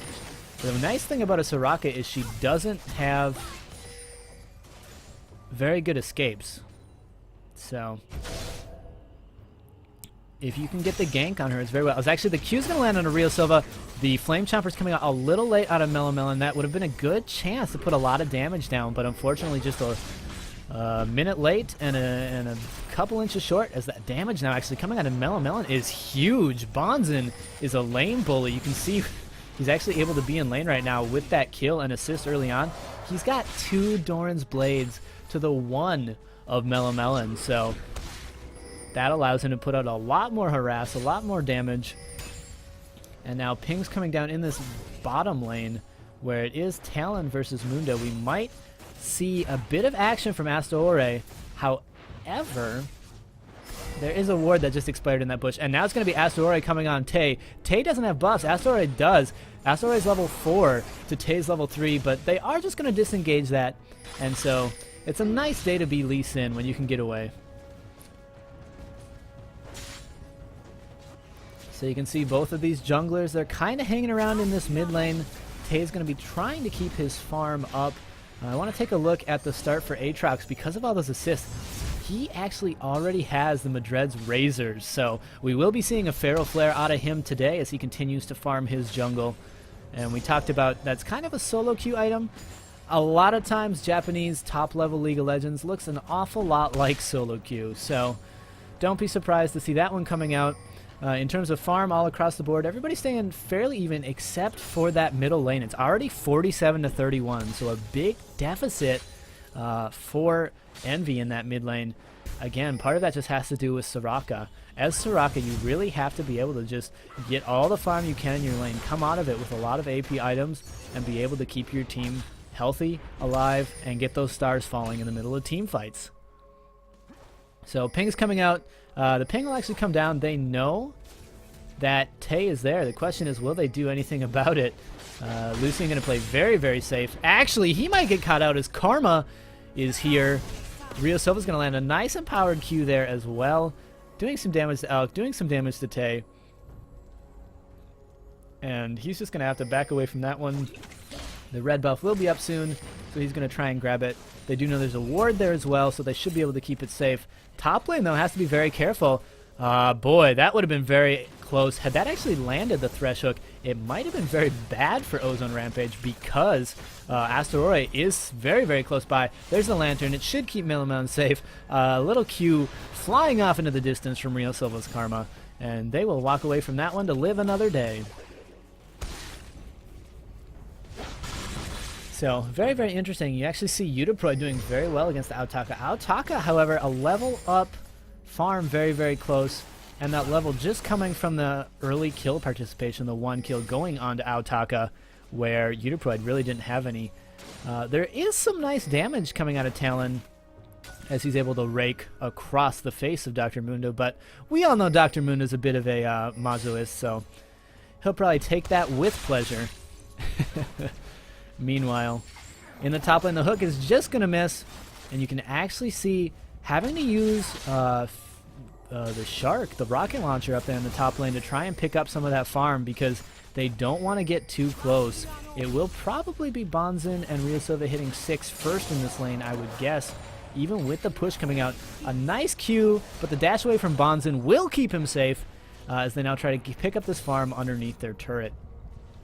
So if we take a look, that mid lane farm advantage starting to extend even more. It's 23 minions in favor of Soraka. She's got the Catalyst, so she'll probably be going for the early Rada Ages. A pretty standard build on Soraka. Makes her pretty big, pretty tanky, and pretty scary. Ziggs, on the other hand, going for that early Chalice. He'll be able to throw those bouncing bombs out a lot in lane, but so far, really nothing doing for him. He does have the blue buff, which is kind of nice, but Seros, because he does have those extra minions and he does have that wave clear, he does have a level as well. Taking a lot of harass, though. Here comes the ping from Tay. We might see some action in the top lane. And Asaore actually handing over the blue buff right now, so he is not there. He is in the area, however, so he might have a chance to make this happen. You can actually see Envy trying to get that buff. There's going to be the Lantern. It's just a little too early because he scares away any chance of a gank. Elk did by going in a little quick there. Udiproid, again, doing a very, very good job on Autaka as well in the bot lane, but when you're Dr. Mundo, whenever you have it, you can just pop that ultimate and stay in lane for nearly as long as you like, especially when there's no pressure. And when you have both of the top laners in the bottom lane like that, it's no surprise to see them being ignored a bit.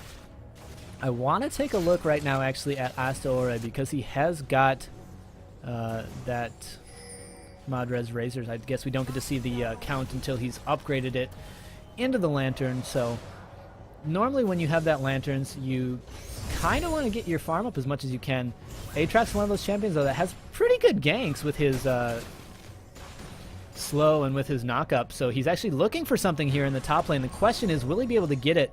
Tay is nearby as well, so if anything should happen, he should be able to respond quickly. The problem is, right now, Bonzin is so strong. He has the Vamp Scepter. If they get engaged on, will Melamelon and Elk be alive for Tay to counter gank for? We'll have to see. He is in the area, dancing around back and forth, and a nice ward coming out of Elk is going to spot Aatrox, say, hey, get out of there, you need to go. But Melamelon taking a lot of damage. This is what we talked about with Karma, starting with the Spell Thief's Edge. Able to just do so much damage. Here's the Lantern, a nice play, a nice ultimate, but Bonzin's actually going to jump right out of it. Here comes the culling back on their faces. I don't think we're going to see any kills here, but it was a nice amount of damage. It's going to scare Elk, Tay, and Melamelon all away from this turret, especially because it only has, let's take a look right now, sitting at 110 HP, so that should be the first turret of the game for Detonation FM. It's simply a matter of how fast they want to take it. There it is, one turret for Detonation FM. And you take a look at that gold lead, it's starting to go a little bit in favor of Detonation FM. 16.6k to 14k. I'll be entirely honest with you, I did not expect Detonation to come out looking this good. So they've done a really, really good job And a lot of it just has to do with that level 1 team fight. When you can pick up 3 kills at level 1, as long as you're able to take those kills and turn it into advantage, you're going to do very well. And Detonation FM has done a great job of pushing those 3 kills to their advantage. You take a look at all the lanes.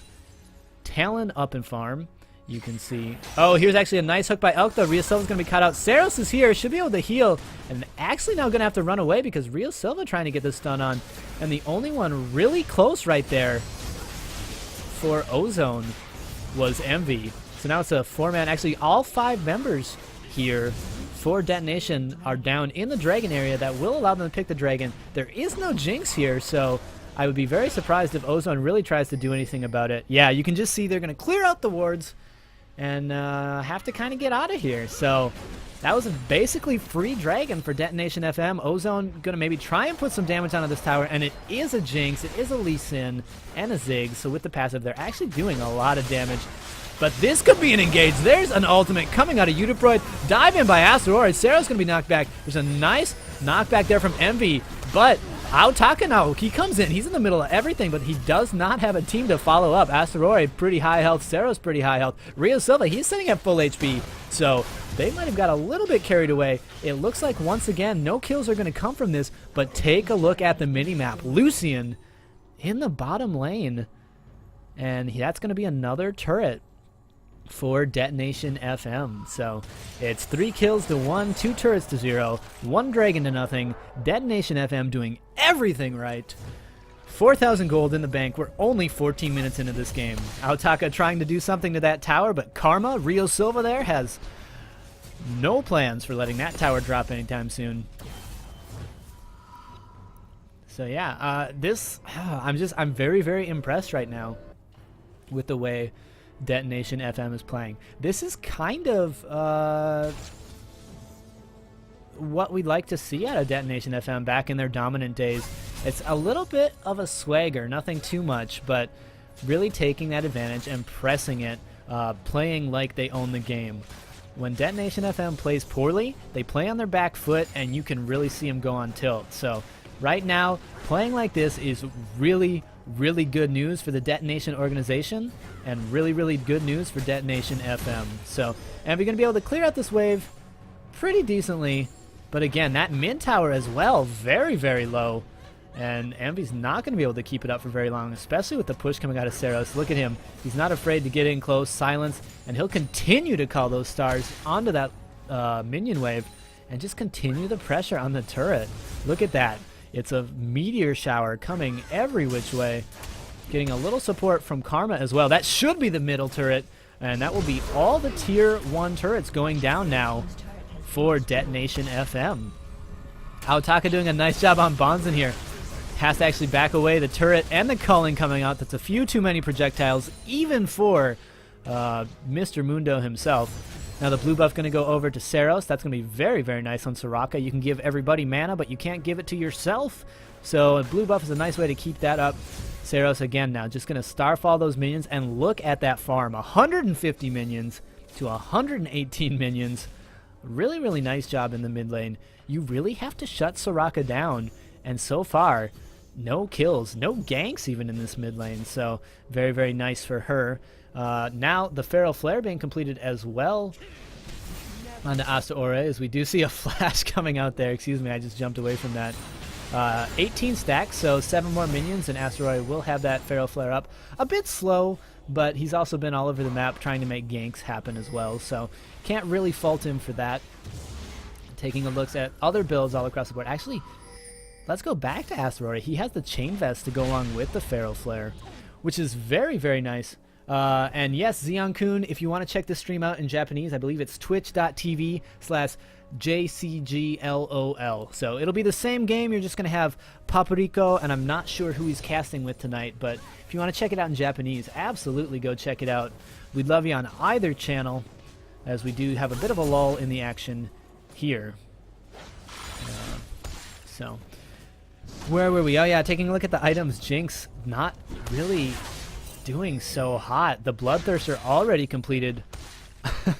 On to Lucian. He's got the Berserker Greaves as well. There are no boots on Jinx, and she does not have the Bloodthirsters completed. So that's a little bit of farm, but a lot of that really just coming from the towers as well. And the dragon. And everything right now is going extremely in Detonation FM's favor. And Ozone has to be able to find a way to get into this game right now. But there's no real sign of them being able to do anything right now because everybody is behind. And the way Detonation FM's team is set up is they're going to be able to come into these team fights and really take care of business. There is obviously a lot of AoE coming out of Ozone Rampage, but I would be very surprised if they're able to pull it off because Detonation with the heals and just with their ability to jump on squishy targets is going to spell very poor things for Ozone if this trend continues. Whew. Alright, so you can see the continued push. It's just Soraka in this mid lane doing his best to keep it pushed, keep it farmed, trying to get those stars on the race as well. Tay here in the top lane, going to clear out a ward with Aotaka. Means he's probably not going to have a chance to get a gank on anytime soon, but they will clear it out.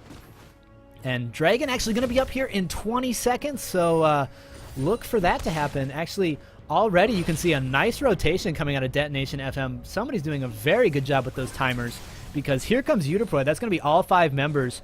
And, well, Mundo has teleport. Ozone's Smite is currently in the top lane. So you can actually see Udiproid. He's going to go maybe try to help that tower out a little bit. And this should be another free dragon for Detonation FM. Bada bing, bada boom. That's going to be dragon number 2. Detonation FM taking every single objective. And even look at the damage coming out of Udiproid right now. He has the Last Whisper and 3 swords to go with it. Just doing all he can to force both Tay and Aotaka off that turret. Saros is going to step on those snowballs. Going to take a tower hit. Doesn't really matter. Does have the Rod of Ages. And actually gets hooked. But there comes Aatrox over the wall. A lot of damage coming out. There's a lot of tower hits being taken as well. And actually a nice kill going to be picked up by Envy here. So it will be a 1-for-1. Should be a disengage. So it was Rio Silva going down. Both supports actually being picked up. Take a look at those kills though. 1 kill going over to Envy. Envy desperately in need of that kill. The other kill going over to Asterore. Maybe not exactly where you want it, especially when he's building tank. But a kill is a kill is a kill is a kill. So they will take it. And you can see now. No, I don't have that on. Quiet. Actually, here comes the teleport coming out of the blue buff. I don't think the teleport's going to be anywhere near in time. All it does is force them off of the blue buff. So Aotaka forced to blow his teleport. Nothing really coming from it other than they're able to secure their own buff. Not always worth it. And look at the damage coming out of Udiproid, actually forcing the flash out of Tay as well. The Ignite coming out.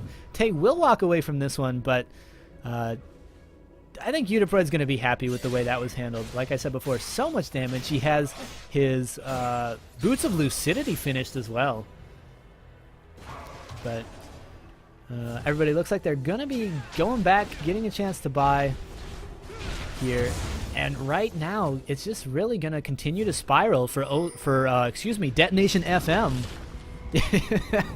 Yeah, that teleport did in fact kind of suck, to be honest.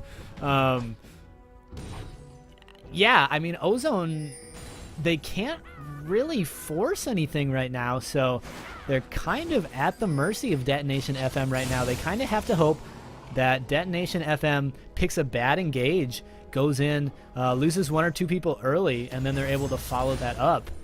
But right now, Detonation FM clearly in the driver's seat for this game.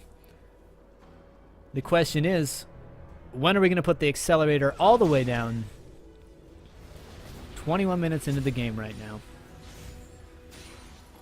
Whew. Alright, so this is a part of a normal cast where Ferlin would be here talking to me. Ferlin, how dare you? How dare you leave me all alone like this? So you can actually see the cleavers coming out. Udiproid taking a couple of them, but even taking a few cleavers, I don't know if that's a fight Aotaka wants. Aotaka actually a level up, but there's just so much damage. I don't even know if the Sunfire Cape is going to be enough really to handle that. The farm actually going fairly well for Aotaka, but now Udiproid's going to do a little bit of catching up as he has a free wave underneath his own tower. Aatrox, really, really going to be a strong point for Detonation FM as well. If you look at him compared to his counterpart in Tay, not only does he have more farm, which is very, very good, he has the Pharaoh Flare, which uses the farm, and he's 1-0-3 versus an 0-0-0 Lee Sin. So you can actually see the Warden's Mail coming out, the Giant's Belt, and some magic resist on him as well. So it's a big, tanky, doing a little bit of extra damage, Pharaoh Flare Aatrox. In the mid lane, Soraka 0-0-3, picking up those assists where she can. She's got her Rod of Ages and her Rylai's Crystal Scepter. One for each hand. She's going to start to become even more of a pain to deal with as this game drags on. And we talked about it before, but Lucian getting real big. He's got his Bloodthirster. He's got his Sheen, which does so much extra damage because he's such an ability-based champion. And actually, ooh, Alec was headed towards that Tribush, and Eudiproid was sitting in it. It's a real good thing for him that he decided not to go in there. And so he will walk away from his life. So after starting this game 3-1, we've only seen 2 kills since. Been pretty quiet in the last 20 minutes. It's really only a matter of time before Detonation FM has a chance to try and blow this open. But right now, they're just trying to keep the lanes pushed. You can see Bonzen in the bot lane doing his best to split because he knows if Jinx comes down there, there's no way Jinx is going to be able to toe-to-toe with him. And then Eudiproid in the top lane keeping that pushed as well. And even in the mid lane, Seros, it's really, really hard to push against that Soraka. So we'll have to see. I don't know. I talk about Ozone and them not really doing anything, but at the same time, Detonation FM, after pushing that lead pretty strong in the first 15 minutes, have been pretty quiet for these last 9. The gold lead is only 6,000, if that's what you want to say. So it's not it's pretty big, but it's not huge. It's definitely not insurmountable. And if Detonation FM doesn't take the opportunity to try and do something while they're ahead, Aotaka and Jinx are just going to continue to get bigger. So Dragon going to be up in another 25 seconds here. Actually, ping's coming out on Baron. I think it's Ozone just wants to check it. They're afraid Detonation FM might be doing something a bit crazy, as Detonation FM really only clearing the wards out. So I would be very surprised if we see Detonation FM start the Baron. I think they're just going to try and win the Vision War in this jungle and force Ozone to try and make a mistake, get out of position, trying to pick up these wards and get their own vision here. Aotaka doing a pretty good job here with Eudiproid. Has his Spirit Visage now, so that's going to help very immensely, especially when he's able to pop that ultimate. I cannot confirm or deny anything, K-Man, but she is unavailable this evening, and it breaks my heart. It breaks my heart indeed. Because then I feel like I'm going to turn into monotone Corey, and we all know we hate that, and that will be the Dragon for Detonation FM. So that's Dragon 3. It's 3-0 in towers, 3-0 in dragons. Unfortunately, score 4-2, so it doesn't follow our pattern, but in any case, all of these categories, all across the board, being dominated by Detonation FM. Gold now getting close to 7,000, and if you take a look at the items, really, it's just looking very, very nice for Detonation FM. On top of that, you look at the gold in hand right now. 2,000 on Talon, 2,400 on Lucian, 15 and 18 respectively on Soraka and Aatrox. So they're going to go on a nice shopping spree. That's actually Aatrox. He's going to pick up the Randuin's Omen now and a Spectre's Cowl for himself. So getting even tankier. He's not somebody you want to meet anywhere on the map. And Lucian, actually, he's going to farm just getting enough. He should have enough now to try and pick up that Triforce, which is a huge power spike for Lucian. And yep, there it is. There's the Triforce coming out for Lucian. So let's just take a stop and look at it for a second. That's the Bloodthirster and the Triforce now being completed for Lucian. On the other side, Jinx, Melon only has his Bloodthirster completed. Not exactly what you want to see. You can actually see Elk is building a Chalice on Thresh just for the mana, maybe a little bit of cooldown, trying to get, excuse me, not cooldown, just trying to get a little bit extra mana, try to keep those hooks coming, but he hasn't even hooked really anything this game, so really there's no reason to try and hook more if you're just going to keep hooking nothing. I don't know. We'll see. But really, the question is Detonation FM really going to start to push this? Because they will be able to. It's kind of hard to push against the Ziggs, for all honesty. And actually, Asteroid going to be able to maybe catch somebody out. The hook coming on Asteroid. This could be an engage. Randuin's being blown. It will slow them down. Can Asteroid catch up? He doesn't have the team follow-up as everybody's getting kind of split up. Ping's going on Udiproid as they might be looking for this top tower. There are a few minions here, so it will make for a nice push, especially with the rest of the team. Asteroid and Rhea Silva in the jungle going to be able to catch anybody out, trying to come help out. All 5 members of Detonation FM here. Mundo in the bot lane, his teleport is available, so he's just going to continue his split push until he's needed. So Detonation FM going to actually have to back away, not making a whole lot happening right there, as they will lose the bottom turret. So it's the first turret of the game for Ozone, and a nice Q going to land. Actually going to force Rio Silva to flash. The hook just going to miss. Elk, you missed it by just a hair, maybe one Teemo, half a Teemo there. Would have been a nice pickup, but in any case, that will allow Detonation FM to walk away with their lives. Melon going to try and get his farm back as well. He's actually down 50 farm as well, so...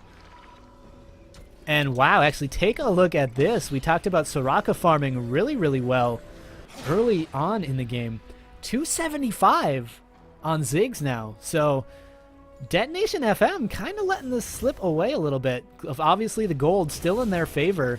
It's about 6.5, not even 6,000 gold right now. So it was 7,000. It's come back a little bit in favor of Ozone.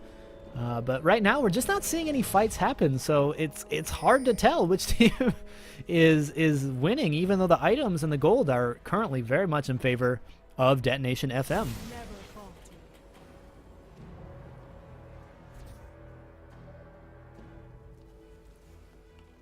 So we actually saw Detonation FM doing a really good job of taking advantage of the fact they were up, but that was in the first 15 minutes of the game. Now in the last 15 minutes, we are not seeing really anything coming out from Detonation. You can see them clearing the wards out around Baron. That might be something they want to go for. They do have the items for it right now. They should be able to take it pretty quick with an Aatrox, a Pharaoh flared up Aatrox at that, and a Triforce Lucian. But they're going to try maybe continue in the mid lane. Here comes the engage actually on Melon. The Culling's going to come out as Asteroid just taking up the turret. He will get a lot of heals from Seros. Actually keeps Rio Silva alive as well, but now Seros in a lot of trouble. He's surrounded by all of Ozone Rampage. And there's actually Udiproid going really deep. He's going to pick up a kill. Now he's caught between a rock and a hard place. Surely he will go down as well. That's going to go over to Autaka. It's 1-1 and the fighting's not over yet. A lot of damage coming out from Ziggs. And Detonation FM probably going to have to run away from this one when all things are said and done. The Cleaver's going to miss. Autaka going to continue to follow this up. Now we'll turn walk away. So it will be an 80 carry for a top laner. And that was not very well played by Detonation FM, to be entirely honest. They went very, very hard on the Melon at the beginning of that fight. Aatrox took a lot of damage under the turret, forced some heals out of Seros, and then I think it was 3 members of Detonation FM getting caught up in the Mega Inferno Bomb caused Seros to blow the rest of his healing there as well. And oh boy, like look at this point, look at Ziggs sitting at 305. He has his death cap completed. He's got his Unholy Grail completed, and he's got a needlessly large rod on top of that. So he's doing a ton of damage. You saw the damage coming out and the damage he's able to put on as Rio Silva just doing a bit of harass, trying to keep him from returning, but Mundo does make it anyway. And it's still, when all is said and done, about a 6,000 gold advantage for Detonation FM. Dragon's going to be up here. Should be another Dragon for Detonation FM. This time, Ozone has a chance if they want to try and contest it. The question is, will they? You can see Udiproid sitting off in the back. A nice hook going to come onto Rio Silva. He's going to have to take a heal. Here comes Udiproid trying to get in the back lines. Able to get his ultimate across a couple members of the team, but not go where he wants to go. And Melon all alone. He's going to pick up a kill. Going to pick up another one. Bones in. He's in a lot of trouble. Has to dash away. It's a double kill for Ziggs.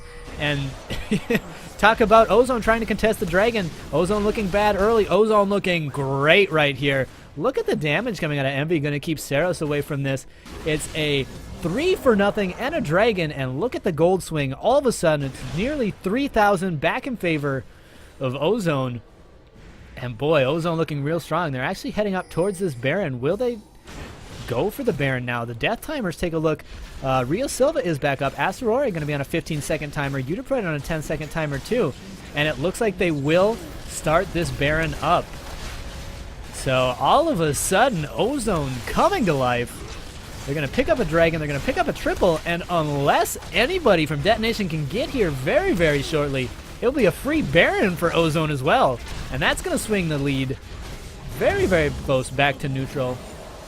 It's a turret. It's a Baron. And all of a sudden, Ozone Rampage is right back in this game. Wow. So, and part of that, you just have to say, you know, is it because League is so young here? Do teams just not know when they need to press that advantage? It's hard to say. These teams play a lot together, but they just don't have the experience that a lot of the other professional teams do. And it's unfortunate for Detonation FM right there, because they are letting this game, they're letting Ozone right back into this game. They do manage to take another tower, so it's 4-2. But the gold, which at one point was 7,000, now is only 2,000 in favor of Detonation FM. The big scary thing is Ziggs now has his Zanya's Hourglass completed as well, so even if he does get caught out, he's going to be able to go invincible while the rest of the team tries to peel for him. Bloodthirster Phantom Dancer completed on Melon, and you saw him in that last fight. Was able to kind of stand off to the side. Nobody bothered him at all. Well, he continued to launch rocket after rocket after rocket. Not a rocket in anyone's pocket, but a rocket in many people's faces indeed.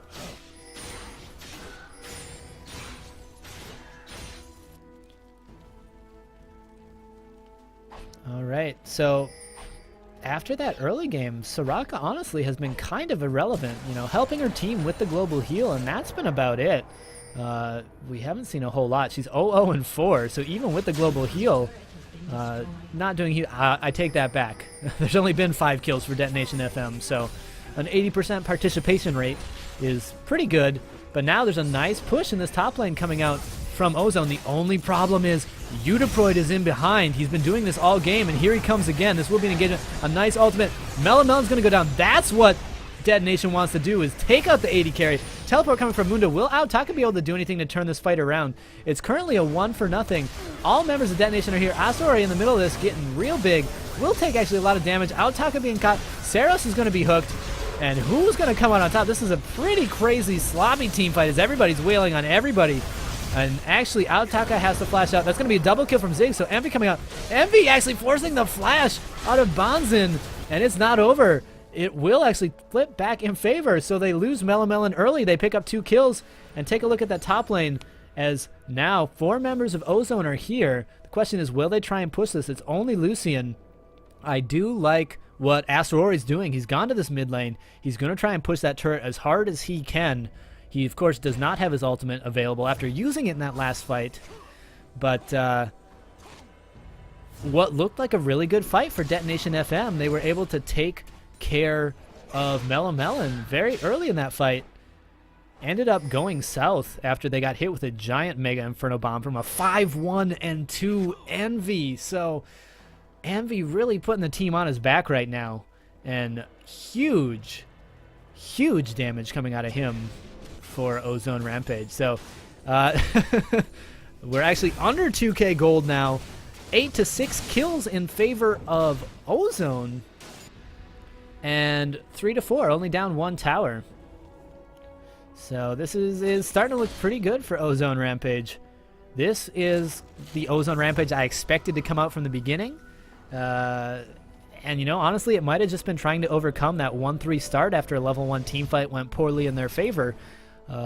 Because Ozone is one of the better teams, and it was very surprising to see them not playing so well. But obviously that's been flipped on its head, as you can see. I don't know. I don't know if I like the way Detonation is doing this. It worked very well in the last fight, but Udiproid, so much, I'm going to hide, I'm going to be sneaky, and come out and get you. As an assassin, that's obviously what you want to do. But the engagements just don't seem to be together right now for Detonation FM. Even after picking off the AD carry in that last team fight, it just got kind of sloppy after that, and that's kind of the problem with Soraka. You've got a star call, you're able to keep dishing that damage, but Saros actually had to kind of get out of that fight. So, ping's coming out. Dragon's going to be up in 40 seconds. I don't know how contested that's going to be as Tay lands a Q, and Tay gets his very own Banshee's Veil popped there. So nice wave clear coming out of both sides. It's obviously Ziggs has very, very strong wave clear in his own right. You can see the bouncing bombs coming out. Aotaka trying to make those cleavers land, make something happen. The question is, will anybody go in? Dragon's going to be up here in 10 seconds. Ozone does have the timer on this as they took the last one, I think. The question is now, will Detonation come in and try and do something about it? Here's Udiproid again from the back. There is a ward in that bush, so he's not going to be able to be nearly as sneaky as he thinks he is. And I really like actually how Ozone is playing this out, because they're just baiting Detonation FM deeper into the river and then hitting everybody with those Ziggs bombs. So Aotaka and Elk going to zone everybody off this Dragon. The culling actually coming across. Going to do some damage to Ozone. Real Silva's going to get caught. Oh, a nice, actually not so nice. The rocket is only going to land onto Asteroid. But the Mega Inferno rocket's going to come out. It's a Dragon kill. It's a Karma kill. 2 for nothing if you take it that way. Ozone looking real good. And actually take a look at those gold totals. Gold lead swung back now in favor of Ozone Rampage.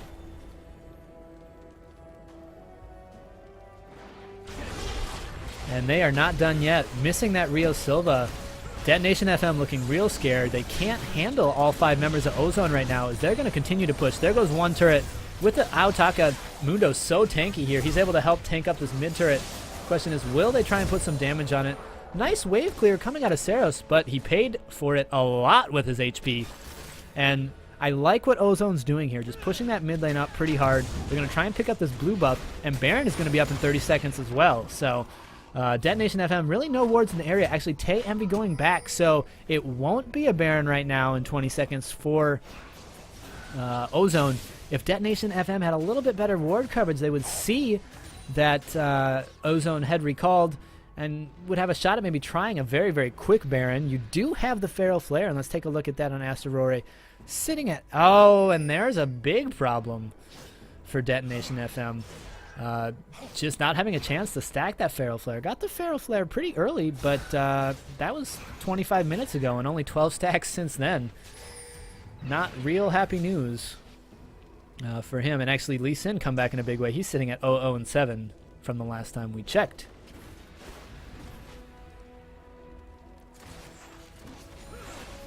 So both teams are going to just try and do some ward coverage clearing around Baron. And actually, Asteroid is sitting in this bush. A nice little lantern. I don't think they knew he was there, but keeping Tay safe. They do see other members of Detonation sitting across with... And actually, Asteroid might be getting caught out here. This is not a good situation for him. He's going to take a lot of damage. Tay is very, very tanky, so he's going to come out of that exchange on top. When all is said and done, it doesn't really matter.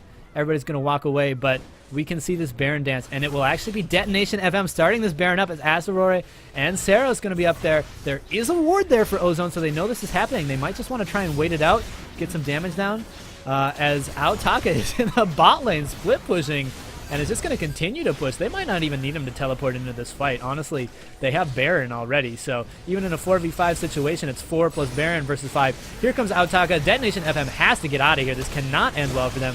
Asteroid getting taken very low. Elk going down, but he's the support. He's not the first person you want to die. Elk is going to be taken out. Actually, Detonation FM doing a pretty good job trying to turn this around. Ozone doing a lot of damage. That's going to be Melon Melon. The Mega Inferno Bomb going to come out. Only going to land on Asteroid, and actually Asteroid doing lots of work. Double kill coming out from Bonzin. So I need to stop talking so soon because this ended up being a fairly good fight for Detonation. You can actually see Asteroid trying to fight it out with Dr. Mundo.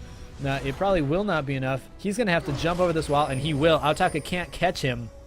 So it's Bonzin, Saros, Karma, and Aatrox all up for Detonation FM. So they're going to come back and take their own middle turret. And with only Tay and Aotaka coming from behind, Tay actually recalling, this will be another middle turret, I think, for Detonation FM, and very, very likely an inhibitor, as it's 4 seconds on Elk. 24 seconds on Envy, and 14 seconds on Melon.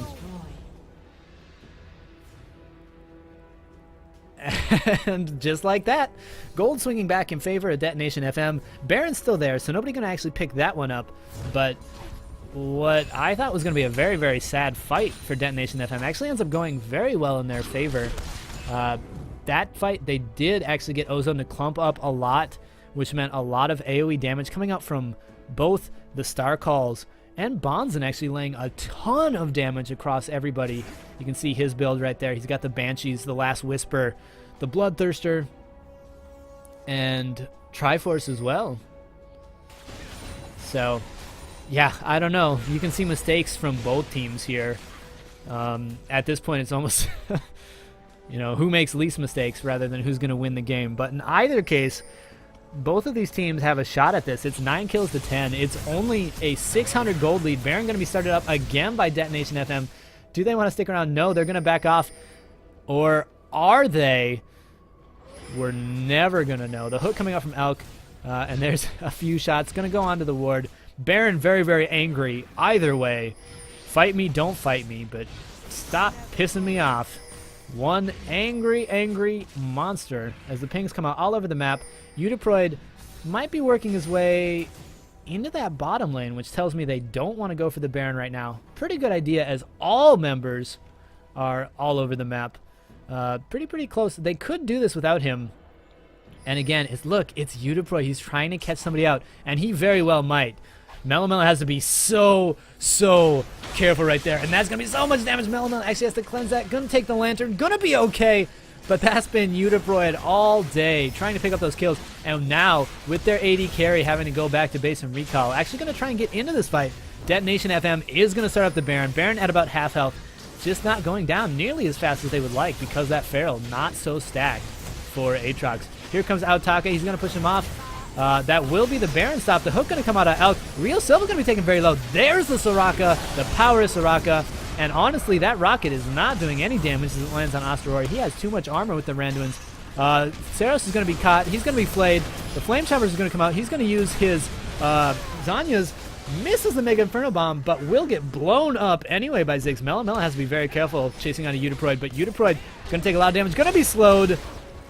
That'll be a double kill here for Ozone. Those are 50 and 60 second death timers. So the question is, can Ozone make anything happen with it right now as Detonation tries to rotate? You see Rio Silva thought about maybe grinding to go do something in the bot lane. Bot lane pushing very hard. Instead, will pick up that blue buff.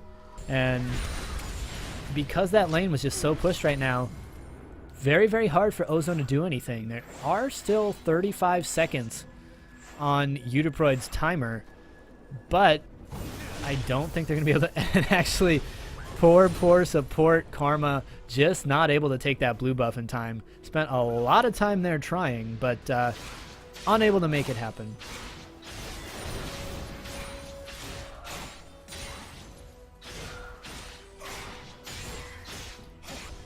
And just take a look at that. This is Envy now sitting. It's a 45-minute game, so it's nothing too spectacular, but that's 400 creep score onto Ziggs. So Soraka still not even hitting that 300 mark. So I guess that's what you have to do when you play Ziggs against the Soraka. You might have trouble early. She might take all that farm. He was down 50 at one point.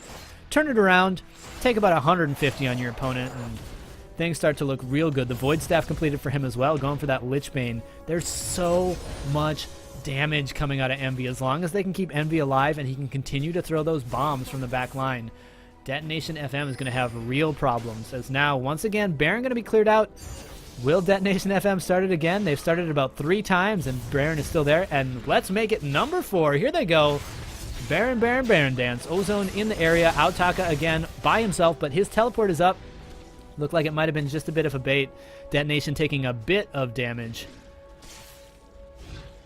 And they're just going to clear the wards, but Baron still very angry.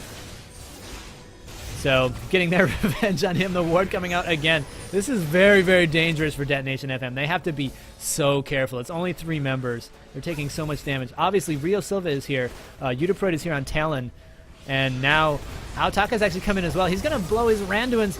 There's the Culling coming out. Actually, there's a lot of damage on a Melon, so they have to be careful. Asteroid going to take a lot of damage in his own right. His passive is up, though, so even if they get him once, they have to get him twice. Real Silva going to get caught into the middle of things. He will surely go down. Now here they go. Here comes Aotaka. That's going to be a kill coming out. No, it isn't actually. They will be very close. Asteroid is going to be popped. That's his passive. It wasn't actually down yet, so he's going to come up, but surely he won't be alive for much longer. So Envy's going to pick up that one as well, sitting at 8-2-4.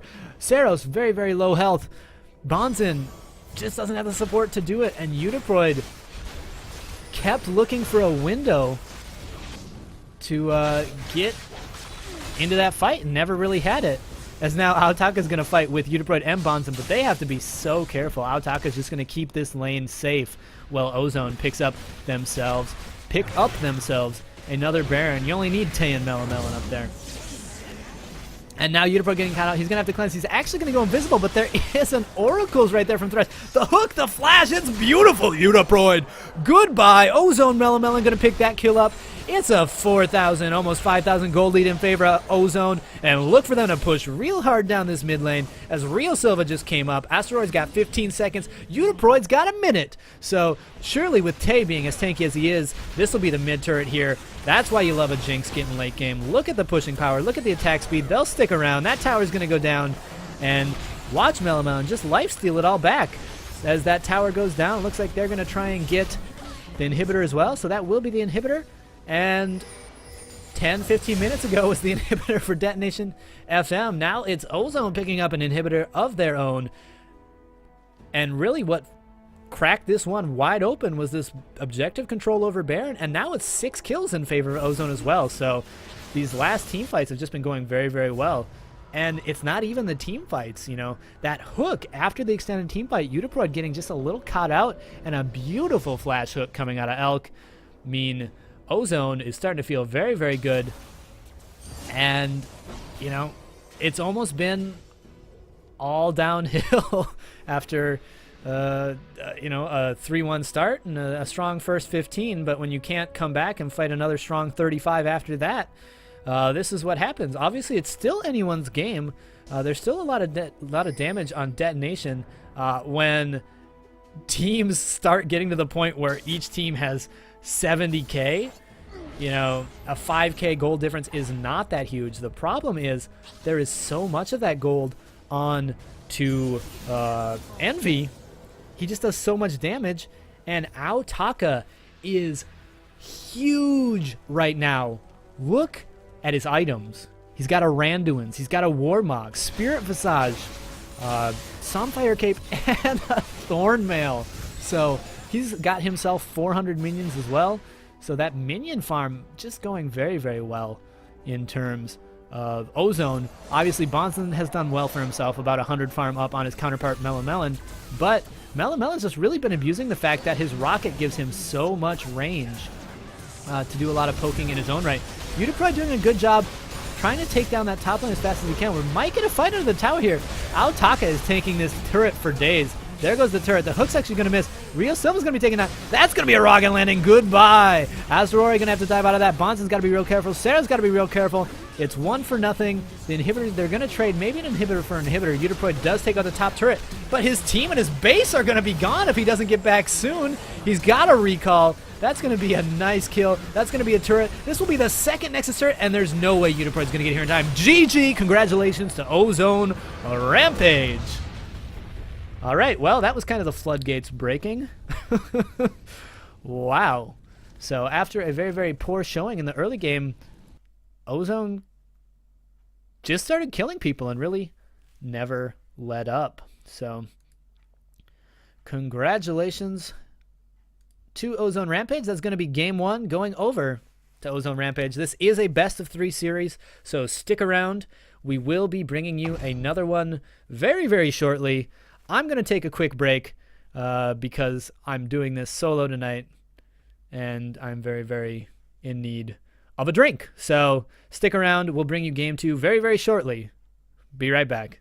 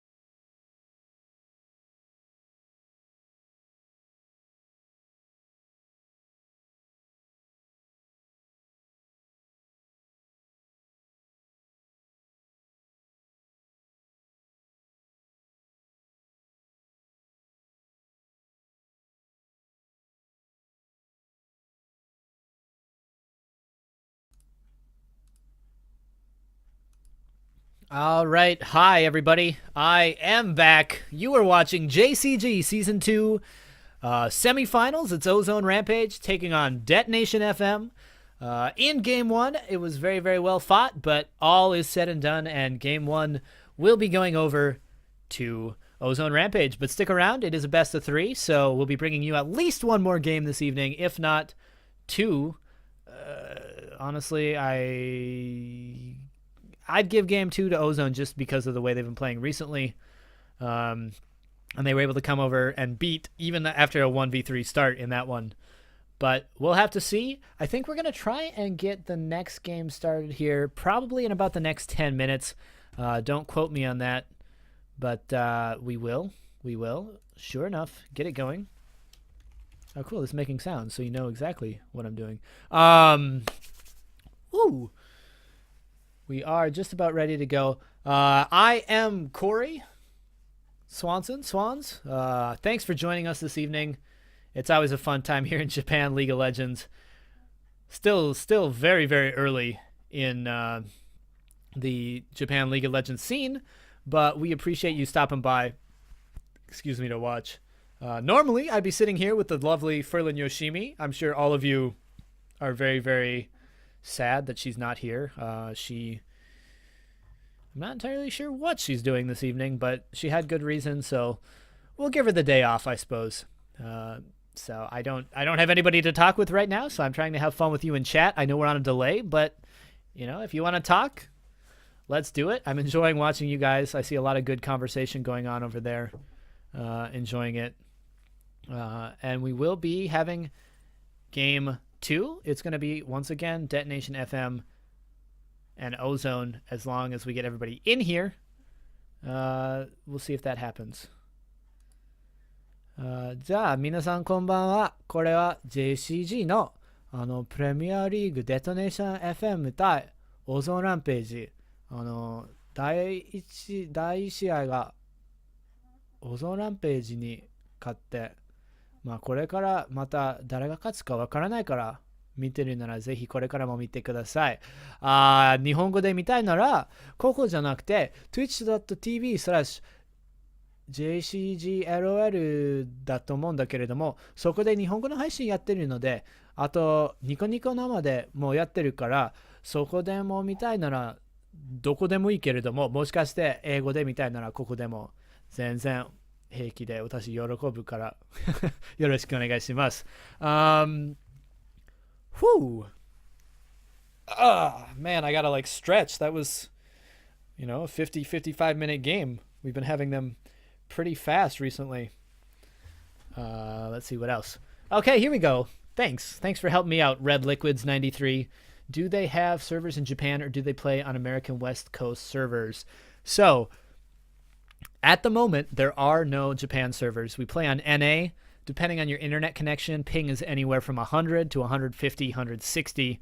Riot Japan is a thing. They exist. They're very, very early on in the process, but we're really, really hoping for servers by the end of the year.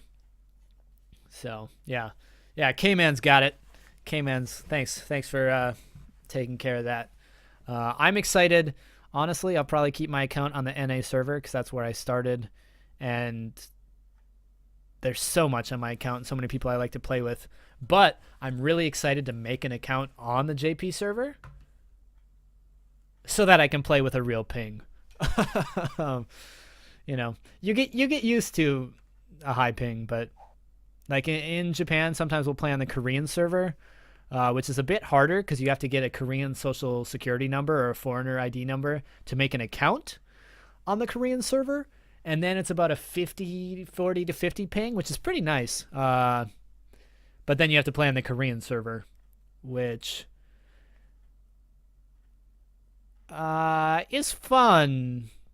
But sometimes there are people who don't like the fact that you can't speak Korean and only speak English.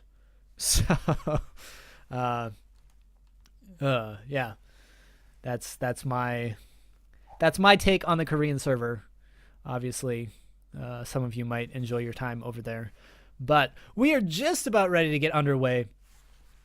Ooh, this is not something I would recommend. Don't ever cast solo. Get a friend. All of my friends bailed on me. I don't know. I was trying to get my diamond friends to come and analyze because I'd much rather just talk about what's happening. But in any case, we're waiting for one more member to jump into the lobby here, and we will get game 2 underway very, very shortly. Well, that's going on, actually. Let's do this. Let's get this open over here. And let's see what I can tell you all about the Japan Premier League. So, we are doing the Japan Premier League, aiming to have about 4 seasons every year. So this is season 2, kind of our spring. We had like winter, now we have spring. We're doing the semifinals right now. Next week will be the championships for season 2. And JCG will actually be taking a break in May, just because there's a lot going on. I know a lot of the real JCG people are going to be headed off to France for All-Stars. And I think the players just need a break too, because a lot of them are students. School has just started here. Everybody's really busy. So, and we'll be back in June with season 3 of the Premier League. But I'm trying to find here on the website what this year's prize is for the Premier League, because there's always a pretty decent chunk. It's like $500 or $1,000 on the line for these players, which might not seem like a lot, but like I said, these are all like, you know, we have high school students, we have college students, and you know, in Japan, the idea to really get paid for video games is so foreign outside of a fighting game context. You know, Street Fighter, Tekken, you think of Japan professional gamers, and those are probably the types of games that come to mind. To get paid to play computer games is a completely foreign concept. There was no StarCraft base here like Korea, which is why esports are so big in Korea. And so it's really a from here on out sort of situation. The Japan server should definitely help. And we do have teams getting stronger, starting to play in leagues. I think there's one. I think Rascal Jester's in the NBL. Is that what it is?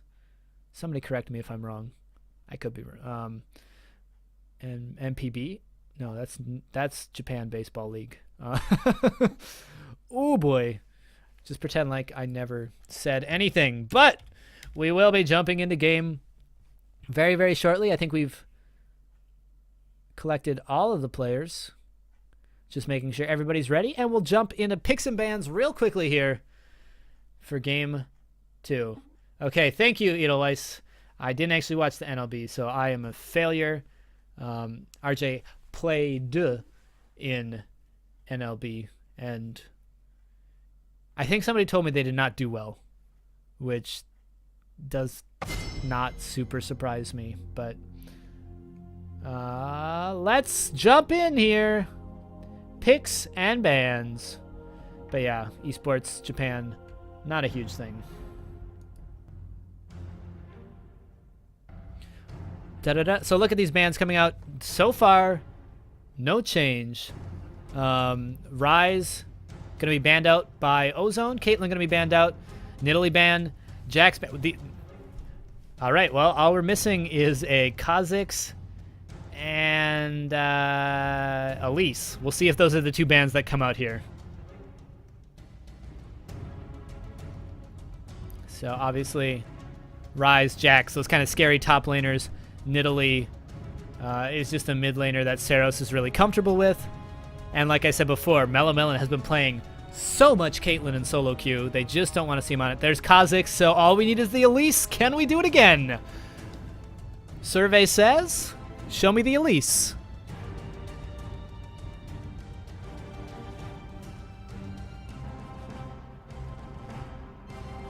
I don't know. I don't know if I would worry about Tay playing Elise so much, but we'll see if that will, in fact, be ban number 6, band number 3 here from Detonation FM, who are going to be on the red side this time. It will be Ozone on Team Blue.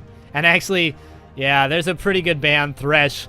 Elk, at the beginning of the game, not so effective on that Thresh.